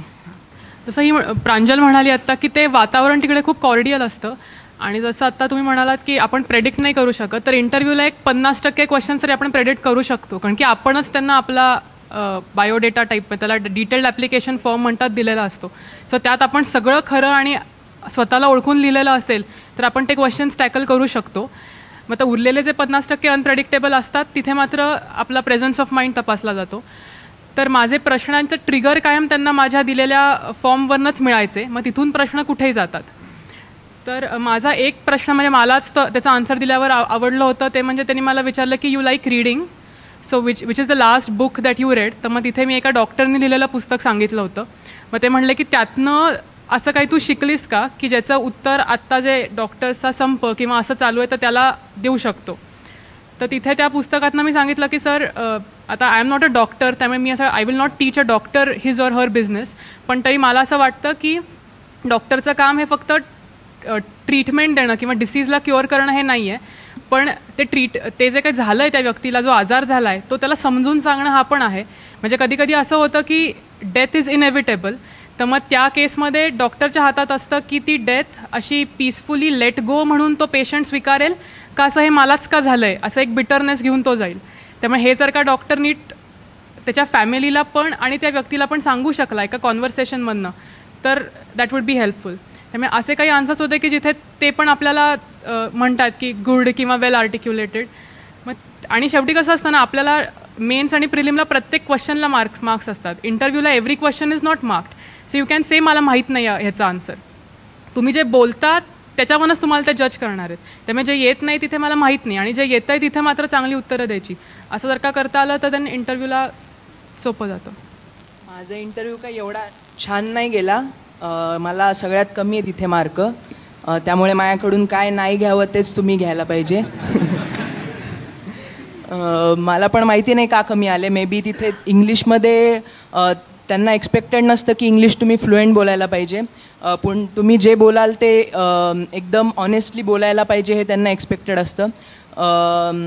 माझ्या इंटरव्ह्यूमध्ये मला त्यांनी विचारलं होतं की म्हणजे मी स्वतःहून सांगितलं की मी सुदर्शन क्रिया करतो म्हणून, पण त्यांनी मग नंतर फॉलोअप क्वेश्चन विचारला की मग सुदर्शन क्रियामध्ये इन्वॉल्ड असलेली बायोलॉजिकल प्रोसेस माहिती आहे का. मला माहिती नव्हती. मग जे तुम्हाला ॲक्च्युअली तुम्ही करता आणि तर त्याच्याबद्दल पूर्ण माहिती करून घ्या, मग तुम्हाला इंटरव्ह्यूमध्ये बऱ्यापैकी चांगला स्कोप आहे मार्क्स मिळवण्याचा. अजून चांगली गोष्ट इंटरव्ह्यूमध्ये झाली ती म्हणजे मला प्रश्न विचारला की तुझं अकॅडमिक रेकॉर्ड एवढं चांगलं आहे तर हार्डवर्क रिस्पॉन्सिबल आहे की ब्रेन पॉवर. मी म्हटलं सर स्मार्ट वर्क रिस्पॉन्सिबल आहे आणि माझ्या मते ब्रेन पॉवर सगळ्यांची इक्वल असते, फक्त आपण कुठे ॲप्लाय करतो ती ब्रेन पॉवर ते मॅटर करतं. आणि मग नंतर एक फॉलोअप क्वेश्चन आला की जर ब्रेन पॉवर इक्वल असते तर लेडीच्या ब्रेनचं वेट आणि मेलच्या ब्रेनचं वेट हे लेडीचं कमी असतं असं बायोलॉजिकली प्रूव्हन आहे, तर तू कसं त्याला हे करशील, म्हणजे कसं प्रूव्ह करशील की ते ब्रेन पॉवर इक्वल आहे वगैरे. तर मी म्हटलं सर ते इट डिपेंड्स ऑन कर्ल्स आणि मग ते डेव्हलप होत जातं जसं जसं तुम्ही पुढे म्हणजे जसं जसं तुम्ही फील्डमध्ये एक्सीड करत जाता. मग हे एक चांगली गोष्ट होती इंटरव्ह्यूमध्ये. बाकी मला क्वालिटीजवर वगैरे विचारलं होतं की इंटिग्रिटी वगैरे तू बोलतो आहेस तर इंटिग्रिटीमधला तुझा लाईफचा एक इन्सिडंट सांग. मला एवढा नीटपणे तो सांगता आला नाही, तर म्हणजे त्याची मांडणी एक स्ट्रक्चर्ड वेनी जर करता आली असती तर तिथे मी मार्क्स घेऊ शकलो असतो. आणि शेवटी थोडाफार झोल झाला, म्हणजे एक प्रश्न विचारला की what will you do today, तर मला असं काय बोलावं कळलं नाही आणि मी तिथं म्हटलो की सर आत्ता जाऊन तर रेस्ट घेईन. मग सरांचे एक्सप्रेशन बदलले, काय म्हणायचं काय तुला. मग नंतर म्हटलो सर मग नंतर मी T20 मॅच पाहीन कारण माझी ती हॉबी होती. मग त्यामुळे मे बी इंटरव्ह्यू खराब गेला असेल. मग त्यामुळे मी तुम्हाला सांगतो की तुम्ही स्वतःला ओळखा. जसे विश्वांजली मॅडम म्हणाल्या की त्यांना मार्क त्याच्यामुळेच आले की त्यांनी ओळखलं स्वतःला आणि त्यांनी एक्सीड केलं इंटरव्ह्यूमध्ये. आता जसं म्हटलं की आपला डॅप असतो तिथे पुढे, पण माझ्या इंटरव्ह्यूच्या वेळेस हा प्रॉब्लेम झाला की पूर्णपणे अनएक्सपेक्टेड होता. म्हणजे डॅपवर मला एकही क्वेश्चन विचारलं नाही. म्हणजे माझा आत गेल्या मला पहिला क्वेश्चन विचारला की तुझ्या अगोदर आलेला मुलगा 28 वर्षाचा होता, तुझा आत्ता 21 कंप्लीट आहे, 22 व्हायचा आहे, त्याच्यापेक्षा तुला का निवडू, म्हणजे त्याला का नको म्हणून तुला का निवडू.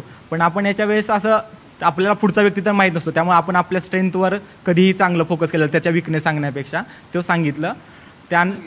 मी सांगितलं सर बरोबर आहे की अनुभव नाही आहे माझ्याकडे, पण त्याचा प्लस पॉईंट आहे की मला शिकायला खूप काही मिळेल आणि मी लर्न खूप करू शकतो, ॲडॉप्ट करू शकतो. लर्निंग अँड अनलर्निंगची प्रोसेस माझ्याकडे फ्लेक्झिबिलिटी अजून खूप असणार आहे आणि त्या 28 वर्षापर्यंत जाईपर्यंत मी खूप काही शिकेन की ज्याच्यामुळं मला जास्त फायदा होईल. म्हणजे मी त्या पुढच्या व्यक्तीवर जास्त फोकस केला नाही, माझं काय आहे ते मी सांगितलं. त्यानंतर लगे मग माझा पॉलिटिकल सायन्स बॅकग्राऊंड होता, त्यामुळे लगे आपलं freedom of speech and expression आलं. आणि सर म्हटलं PK जोशी सरांचं बोर्ड होतं, त्यांनी मग कश्मीर को आझादीच्या ते स्वतःच म्हटले की कश्मीर को ही आझादी एम आय अँटी नॅशनल असं सर म्हटले. मग आता बॅकग्राऊंड तुमचं थोडंसं पॉलिटिकल सायन्स आहे, सुप्रीम कोर्टचे निर्णय, म्हणजे you are not anti national as long as you do not provoke violence. म्हणजे तुम्ही कॉन्स्टिट्यूशनच्या दायऱ्यामध्ये स्लोगन रेज करू शकता आणि सुप्रीम कोर्टचे जजमेंट आहेत प्रताप सिंह केसमध्ये वगैरे ते सांगितलं, त्यामुळे थोडासा त्यांना आनंद झाला, ते दाखवलं. आणि परत मग अकॅडमिक्सवर आले आणि हा माझा बहुधा टर्निंग पॉईंट होता. मला 10वीला 94% होते, 12वीला 67% होते आणि एकदम विचारलं 12वीला 67% आणि तुला कसं वाटतंय. आणि मग आता जे नॅचरल होतं ते एकदम आलं. मी म्हटलं sir I don't care about marks असं तिथं एकदम त्याच्या म्हटलं. आणि मग ते खूप म्हणजे ते 3-4 पॅन होते प्रत्येकाने पर्सनली सर पहिल्यांदा PK जोशी म्हटलं काँग्रेस असं सर म्हटलं तिथे इंटरव्ह्यूमध्ये आणि असं 3-4 म्हटले, त्यामुळे खूप आनंद झाला. त्यानंतर मग असं थिओरॉटिकल बॅकग्राऊंडवर चालला की मार्क्स आणि प्लेटोमध्ये फरक काय किंवा मार्क्स आणि माओमध्ये फरक काय, असं थोडासा थिओरॉटिकल बॅकग्राऊंड चालला. आणि माझे वडील शिक्षक आहेत, प्राथमिक शिक्षक आहेत. आणि मग हा सेकंड लास्ट क्वेश्चन होता की सध्या महाराष्ट्रात त्या दिवशी सर्व इंटरव्ह्यू महाराष्ट्राच्या मुलाचे होते आणि भरपूर जण शिक्षकांची मुलं होते. मग ते वडील तुमचे वडील फक्त तुम्हाला शिकवतात का की बाकीच्या मुलांनाही शिकवतात का. तो एक थोडासा टॅकल केला. आणि असं जसं विश्वांजली म्हटली की तुम्हाला प्रत्येक क्वेश्चन येणं हे काही गरजेचं नाही, म्हणजे तुम्हाला जे येतं ते चांगल्या पद्धतीने सांगा आणि त्याच्यावर जास्त स्कोर करण्याचा प्रयत्न करा. जे येत नाही त्याच्यावर ब्लफ करण्यापेक्षा ते आपलं नाही हे सांगितलेलं कधीही चांगलं. जसं मला 1-2 क्वेश्चन विचारले, आता प्रोबॅबिलिटीचा मी 10वीपर्यंत सोडून दिलं पाहिजे, मॅथ्स माझा 12वीपर्यंत होतं, पण आता त्यांनी मला विचारलं की डू यू लाईक मॅथ्स. मी जरा थोडंसं म्हटलं yes sir but till 10th class only. But ते म्हटले but still you solve problem this असं ते म्हटले. आणि मग प्रोबॅबिलिटीचा सम दिला, मी ट्राय केला सॉल्व करायचा पण मला नाही सुटला. पण ते एफर्ट्स केलं, म्हणजे एकदम डायरेक्टली नाही म्हटलं नाही, म्हणजे मी ट्राय केला. म्हणजे ते तुमचे चेक करतात की तुम्ही किती ॲडॉप्ट करू शकता किंवा किती डायरेक्टली हो किंवा नाही म्हणता. मग मी सोडवण्याचा प्रयत्न केला, सुटला नाही, सॉरी सर म्हटलं. आणि मग असा इंटरव्ह्यू झाला. जाताना म्हटलं hope you don't come here next year असं म्हटले ते.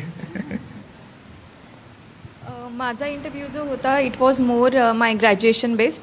मी फार्मसी केला असल्यामुळे आणि आजकाल खूप जेनेरिक ड्रग, ब्रँड ड्रग आणि जे पण ॲक्टिव्ह फार्मास्युटिकल इन्ग्रेडियंट आहे त्यांच्याबद्दल चालू आहे की आपण चायनाहून 80% इम्पोर्ट करतो. तर त्याच्याबद्दल तुला काय वाटतं. आणि तू ग्रॅज्युएशन फार्मसीमधून केलं आणि usually people don't come from pharmacy because pharmacy has a very bright future आणि तू फार्मसी सोडून UPSC का करायची इच्छा आहे. तर माझं आन्सर क्लिअर होतं की मॅम माझं पहिल्यापासूनच हे होतं की I would like to serve nation आणि फार्मसी जरूरच ते एका हेल्थ सेक्टरला म्हणजे इम्फेसिस आहे, but I would like to work on the different sectors of the society. हे मी सांगितलं होतं. मॅम बोलल्या की जर असं असेल तर तुम्हाला हे सांग की इंडिया जर आहे, इंडियामध्ये इतक्या फार्मास्युटिकल कंपनीज आहे आणि सगळ्यांची API आहे, but why we use to import from China. याच्यासाठी सरकारने काय केलं पाहिजे आणि सरकार काय करते. तर मला ह्यावेळेस माहिती होतं की कटोच कमिटी आहे आणि कटोच कमिटीने सांगितलं आहे की there will be a cluster based approach for the pharmaceuticals, त्याच्यावर आपलं इम्फेसिस आहे. That was more graduation based. पण दुसरे जे सर होते ते बोलले की I would like to continue with this questions आणि त्यांनी सांगितलं की ठीक आहे हे सगळं ठीक आहे, पण मला हे सांग की आपल्या भारतात आपण जेनेरिक ड्रग्सचे नावं का लिहित नाही आणि जर लिहितो तर आपण प्रत्येक भाषेत का लिहू नाही शकत, म्हणजे आपली जी हिंदीमध्ये का नाही लिहू शकत. म्हटलं असं we have a multiplicity of the language आणि आपण रिजन वाईज लँग्वेज डिफर करते आणि परत त्याच्यात सब्जेक्टिव्हिटी येते की फार्मास्युटिकल जर जेनेरिक ड्रग आपण लिहितो आहे तर it will be the authority of the pharmacist to dispense any drug that they want. म्हणजे आपण आता काय करू की डॉक्टरकडून ती ऑथॉरिटी घेऊ त्यांच्या मर्जीने प्रिस्क्राईब करायची आणि ते आता फार्मसीला देऊ. तर ते बोलले की ओके. पण त्याच्यानंतर एक दुसरे सर होते आणि मी टाकली होती कुकिंग ॲज अन हॉबी. तर सरांचा प्रश्न मला असा होता, आय वॉज एक्सपेक्टिंग की सर मला विचारतील की कुझिन, महाराष्ट्रीयन कुझिन किंवा काय बनवता येतं. सरांनी मला हे विचारलं की बटाटा कहाँ से आया.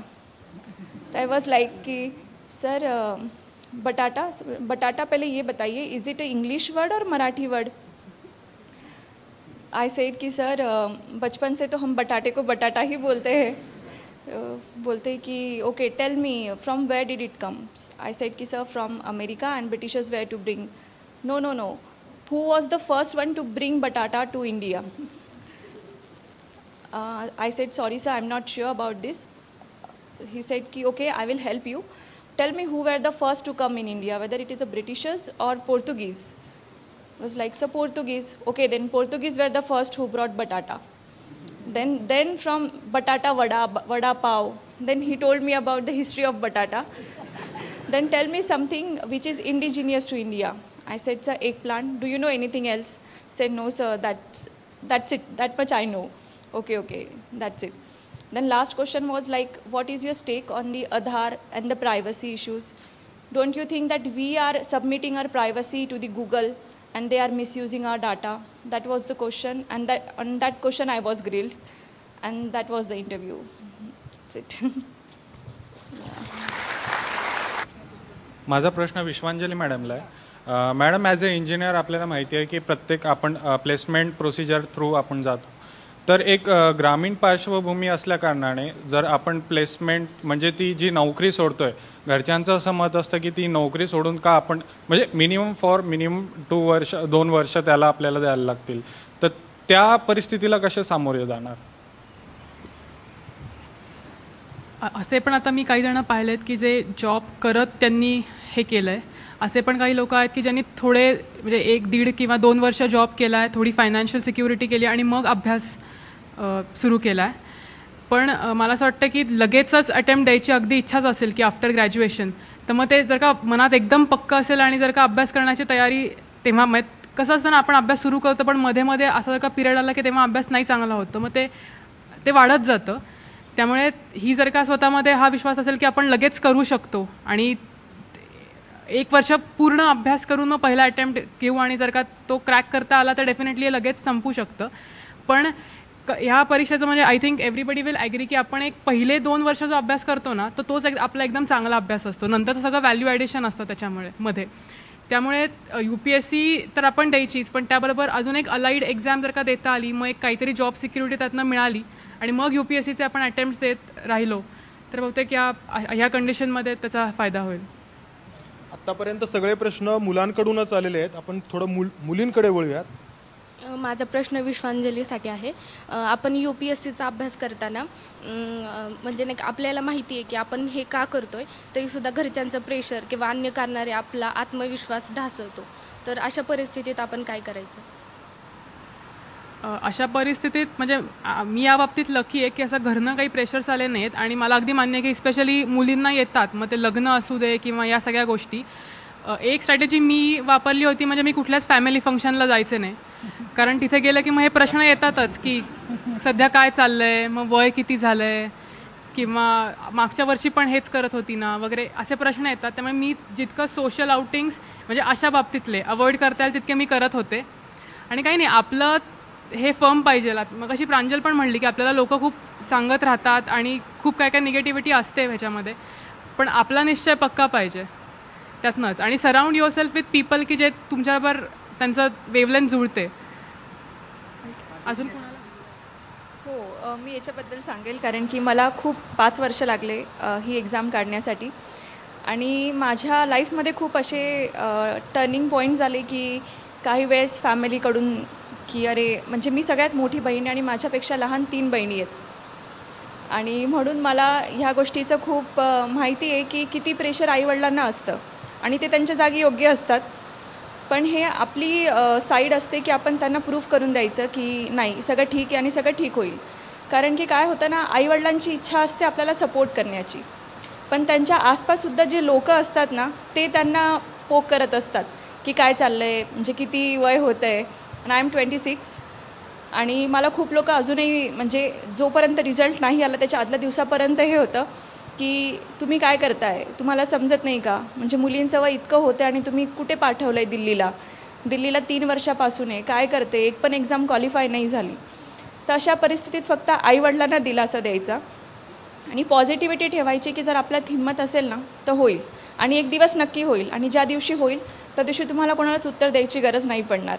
तुमचं जे यश आहे तो आवाज करेल. म्हणून जी जिद्द आहे ना ती कधीच नाही सोडायची, म्हणजे काही झालं तरी नाही सोडायची. मागच्या डिसेंबरमध्ये मला आठवतं मी मेन्स देऊन आली होती आणि it was the first time in 5 years की मम्मी पप्पा थोडे रडले होते. म्हणजे 5 वर्षात मला पहिल्यांदा असं वाटलं की I am doing something wrong. मी मेन्स देऊन आली आणि पहिल्यांदा त्यांच्या डोळ्यात अश्रू बघितले की तू काय करते. त्यावेळेस मी निश्चय केला होता की एक्झाम क्वालिफाय करेल आणि ठीक आहे, म्हणजे मला यावेळेस पूर्ण गॅरंटी होती की होईल. आणि त्यावेळेस होतं की मी खरंच चुकी तर नाही करत आहे, पण ज्यावेळेस रिझल्ट आला मेन्सचा मी परत फोन बंद केला आणि परत 3 महिने दोघांसोबत म्हणजे बोलायची मी 8 दिवसात 10 दिवसात, पण मी त्यांना वॉर्निंग दिली होती की माझ्याबद्दल कुणी काही जरी बोलेल तर बोलू द्या. ज्यावेळेस माझा रिझल्ट लागेल तुम्हालाही बोलायची गरज नाही पडणार आणि मलाही नाही. आणि आज रिझल्ट आहे आणि तेच लोक मला येऊन भेटत आहे, तर ह्या गोष्टीचा अभिमान आहे. म्हणून जिद्द नाही सोडायची. माझा प्रश्न विश्वांजली मॅमसाठी आहे. आय हॅव रेड की you have done a lot of writing practices. So I just wanted to know when is the correct time to start with it, after the mains or when, like after you get selected for the mains, that is the correct time you should start with the writing practice for the like after the pre you should start writing, or like before your preparations itself? I don't know what is the exact right timing, but I'll tell you when I started. I started after I had finished the first reading of NCERT books, the books with which we usually start our preparation. So whatever you read, if you can reproduce it in the written form, it makes it easier. So don't worry that you don't have content in the beginning. Irrespective of content, if you have you have to develop your writing skills. So being able to write in a particular format is more important than the content. So immediately after you start the preparation, when you have finished first reading of NCERTs, I think that is the right timing to start. But then it depends on your own whatever, where you are right now. Depending upon that you can decide it. But this was my strategy. Dinesh has very good marks in mains. I think he can answer this question. When to start it? I will suggest that you should start before prelims. If financially possible, join a test series and then follow the schedule and write the UPSC past year papers and practice and check it from seniors, your colleagues or friends, and then you will improve on each aspect of writing. एक कार्यक्रमातला या सत्रातला आपण शेवटचा प्रश्न घेणार आहोत आणि त्याच्यानंतर मग जो प्रश्न मगाशी नांगरे पाटील सरांना विचारण्यात आलेला होता त्याच्या अनुषंगाने त्यांचं उत्तर आणि त्यांना शेवटी जाता जाता काय मंत्र द्यायचं आहे, खास करून तयारी कशी करावी. आणि जसं मगाशी म्हटलेलं होतं की घरून जर थोडीशी प्रतिकूल परिस्थिती असेल किंवा मग तर त्यातून वाट कशी काढायची याच्याबद्दल थोडंसं सरांनी बोलावं. त्याच्या आधी एक शेवटचा प्रश्न आपण घेऊया. UPSCच्या सगळ्यांसाठी माझा एक क्वेश्चन आहे की UPSC जे पास होतात त्याच्यासाठी क्लासेसचा किती टक्के फायदा होतो, की क्लासेस लावल्यानं त्याचा फायदा होतो की आपण स्वतः तयारी केली त्याचा फायदा आहे, नेमकी हेच क्वेश्चन आहे. क्लासेसबद्दल मी सांगेन वाटा किती आहे आणि स्वतः तयारी करताना त्याचा वाटा किती आहे. मी क्लासेस जॉईन केले होते 2012ला. मी 4 महिने क्लासेस केले. क्लासेसचा फायदा इतका होईल की ते तुम्हाला गायडन्स प्रोव्हाइड करतील. बट जर तुम्ही स्वतः बसले आणि if you analyse the syllabus, it is not difficult to crack UPSC on your own. क्लासेसचं हे असतं की एक कन्सिस्टन्सी असते की तुम्ही क्लासेसला जातात, रोज अप टू डेट समजतं की काय चालू आहे. पण if you are self discipline you don't need classes. मी 4 महिने क्लासेस केले, नंतर सेल्फ स्टडी केली, नंतर मी खूप टेस्ट सिरीज जॉईन केल्या होत्या. टेस्ट सिरीजसाठी तुम्ही क्लासेस जॉईन करा, म्हणजे जितक्या जास्त टेस्ट देता येतील तितकी ॲक्युरेसी वाढेल. आणि मेन्स आन्सर रायटिंगसाठी सांगेल की मला मेन्सच्या रायटिंगमध्ये खूप जास्त मार्क्स आहे ॲज कम्पेअर टू इंटरव्ह्यू. तर practice is very must. Practice in the sense I use to bring question papers from all the classes, irrespective की त्यांची क्रेडिट काय किंवा त्यांचं मार्केटमध्ये नाव काय. And I use to solve at least 1 question paper daily. I use to write 15-20 questions daily. That was the strategy. And क्लासेसचं महत्त्व इतकंच आहे की ते तुम्हाला गाईड करतील, ऑन ट्रॅक ठेवतील, but you are self discipline, you don't need classes.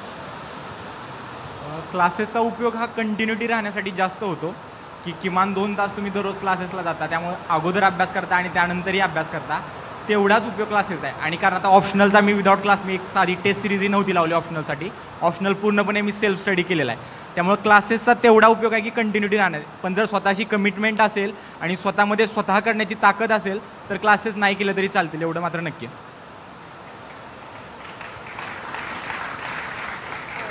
आणि म्हणजे आजकाल जे मी आधी माझ्या बोलण्यात पण बोललेले की जे इंटरनेटवर भरपूर काही उपलब्ध आहे, ऑफकोर्स त्याच्यात कन्फ्यूज पण व्हायला होतं.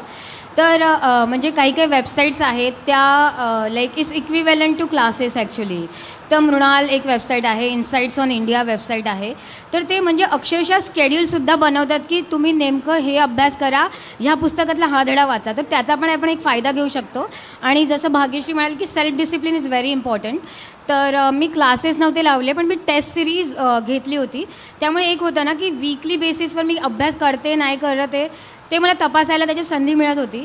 आणि जे आन्सर रायटिंगचा पण प्रश्न होता, तर सुरुवातीला आपल्याला असं वाटतं की माझ्याकडे काही कंटेंटच नाही तर मी नेमकं काय आन्सर लिहू. आणि मी आधी खूप वाचते आणि त्याच्यानंतर मी लिहिते. पण जेव्हा आपण लिहायला सुरुवात करतो ना तेव्हा आपल्याला कळतं की ॲक्च्युली पुरेसं कंटेंट आपल्याला ऑलरेडी माहिती आहे. कारण की मेन्सचे आन्सर्स किती असतात, फक्त 150 शब्दांचे असतात. त्यामुळे आपल्याला एक इकॉनॉमिक अँगलवरून एक माहिती हवं, एक सोशल अँगल हवं. म्हणजे ते कंटेंट आपल्याकडे असतं आणि त्याला फक्त एक्सप्रेस करण्यासाठी आपल्याला प्रॅक्टिसची गरज असते. आणि ती प्रॅक्टिस ॲक्च्युली खूप हेल्प करते. सगळ्यांनी सांगितलं तसंच क्लासेस जॉईन करण्याची गरज नाही, फक्त एक फोकस डिरेक्शन मिळण्यासाठी क्लासेसची गरज आहे.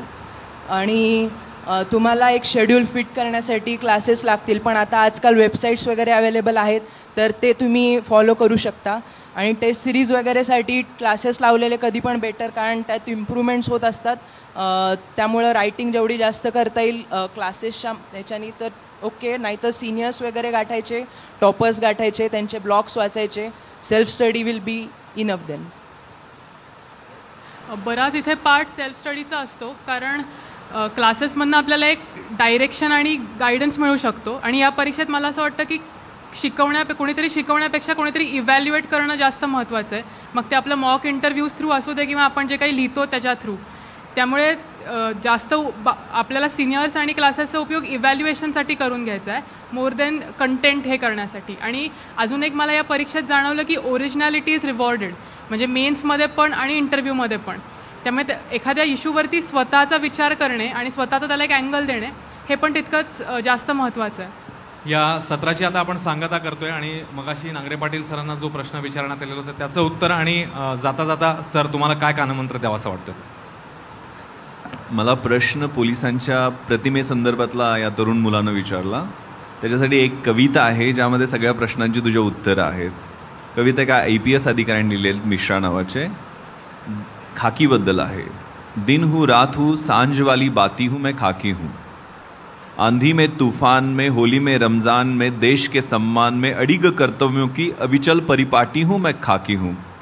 तैयार हूँ हमेशा ही तेज धूप और बारिश को हंसकर सहने को, सारे त्योहार भीड़ के साथ मनाने को, पत्थर और गोली भी खाने को, मैं बनी दूजी माटी हूँ मैं खाकी हूँ.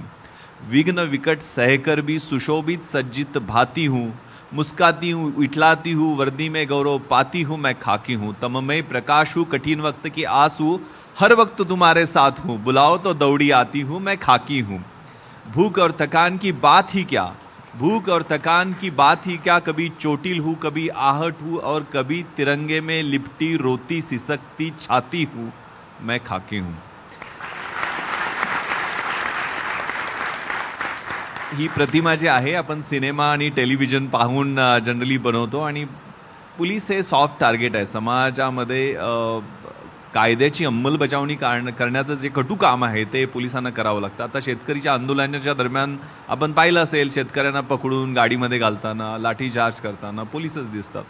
एनिवे मी या मुलांचं कौतुक करेल कारण मुलाखतीविषयी जास्त चर्चा झाली. मेन्समध्ये दिनेशचा स्कोअर खूप चांगला आहे, इंटरव्ह्यूमध्ये विश्वांजलीचा स्कोअर खूप चांगला आहे. पण ही प्रक्रिया जी आहे इंटरव्ह्यूची ती तुमच्या लहानपणापासून सुरू होत असते. मी यावेळेला MPSC बोर्डवरती मेंबर होतो आणि जवळजवळ 200 मुलांचे MPSCचे इंटरव्ह्यू घेतले. तुमच्यातल्या ज्या ऑफिसर लाईक क्वालिटीज, तुम्ही अधिकारी बनण्यासाठी असणारं तुमचं जजमेंट, तुमचा बॅलन्स, तुमची इम्पार्शल वृत्ती, तुमचा ऑब्जेक्टिव्हनेस, या सगळ्या क्वालिटीज आम्ही तपासत असतो. तुमचं नॉलेज ऑलरेडी तपासून झालेलं आहे. पूर्व परीक्षेमध्ये, मुख्य परीक्षेमध्ये तुमचं ऑब्जेक्टिव्ह नॉलेज, ॲनालिटिकल नॉलेज, तुमची सगळ्या मेंटल कॅपॅसिटीज त्यात तपासून झालेल्या आहेत. यात तुमच्या व्यक्तिमत्वातल्या ज्या गोष्टी आहेत, ज्या अधिकारी बनण्यासाठी गरजेच्या आहेत, त्या आहेत का, तुम्ही एक्स्ट्रीम विचार करत नाही का, आणि सर्वसाधारण तुमचं व्यक्तिमत्व हे तपासलं जातं. कानमंत्र वगैरे मुलांनी खूप सुंदरपणे दिलेले आहेत, पण 2 गोष्टी सांगेल मी मुलांसाठी, कारण सवयी, तुमच्या सवयी ज्या आहेत त्या खूप महत्त्वाच्या आहेत. त्यामुळे सवयी पॉझिटिव्हली तुम्हाला जर यशस्वी अधिकारी व्हायचं असेल तर त्या पद्धतीनं बनवा. तुमच्या रोजच्या जीवनामध्ये असणारा कॉमन सेन्स आणि अभ्यासाची तयारी यामध्ये काही फरक नाही आहे. तुम्ही रोज पाहताना ते ऑब्झर्वेशन ठेवा. मी माझ्या प्रिपरेशनच्या वेळेला गाडीचा नंबर पाहिला तर महाराष्ट्राच्या इतिहासात त्यावर्षी काय झालं, भारताच्या इतिहासात काय झालं, जगाच्या इतिहासात काय झालं ते गाडीच्या नंबरवरनं माझ्या डायरीमध्ये बघून चेक करायचो. साध्या साध्या सवयी आपल्याला परीक्षेच्या तयारीसाठी लावणं खूप महत्त्वाचं आहे. Success is never final, failure is never fatal, it's that courage to continue which counts. त्यामुळे ह्यांचं जे करेज आहे ना ते त्यातनं शिका, की अप्स अँड डाऊन्सबद्दल ते बोलत होते, ती महत्त्वाचं आहे. आणि more you sweat during peace time, less you bleed during war time. तुम्ही शाळा कॉलेजेसमध्ये असताना तुमची तयारी आहे ती तुमच्या त्या फायनल परीक्षेसाठी सिद्ध करत असते. त्यामुळं वर्क लाईक हेल, पेन नो गेन, कष्ट कष्ट आणि कष्ट, प्लॅन प्लॅन आणि प्लॅन, स्ट्रॅटेजी आणि मग कधीतरी फ्रस्ट्रेशन येतं, ठीक आहे तेवढं येत असतं, पण त्यातनं नवीन ऊर्जा घ्यायची. विश्वांजलीचा, प्रांजलचा, भाग्यश्रीचा, दिनेशचा, सूरजचा फोटो लावून ठेवा, ते तुम्हाला एनर्जी देतील. Wish all the best. Thank you. कार्यक्रमाची सांगता करताना फक्त इतकंच म्हणावं असं वाटतं की उंच भरारी घेण्या ताकद मनात हवी, उंच भरारी घेण्या ताकद मनात हवी, जिद्द आणि चिकाटीने कीर्ती चहूकडे व्हावी. तुमचं जगणं व्हावं लोकांसाठी प्रकाशमान दिवा, उद्याच्या पिढीला वाटावं आपलाही प्रवास असाच हवा. या पुढच्या सगळ्या प्रवासासाठी मंचावरच्या सगळ्या या नामवंतांना, यशवंतांना, नांगरे पाटील सरांना आणि त्यासोबतच इकडे उपस्थित असलेल्या सगळ्यांना खूप खूप शुभेच्छा. आजच्या या कार्यक्रमामध्ये आता इकडेच थांबतोय. ताज्या घडामोडींसाठी पाहत राहा ABP माझा.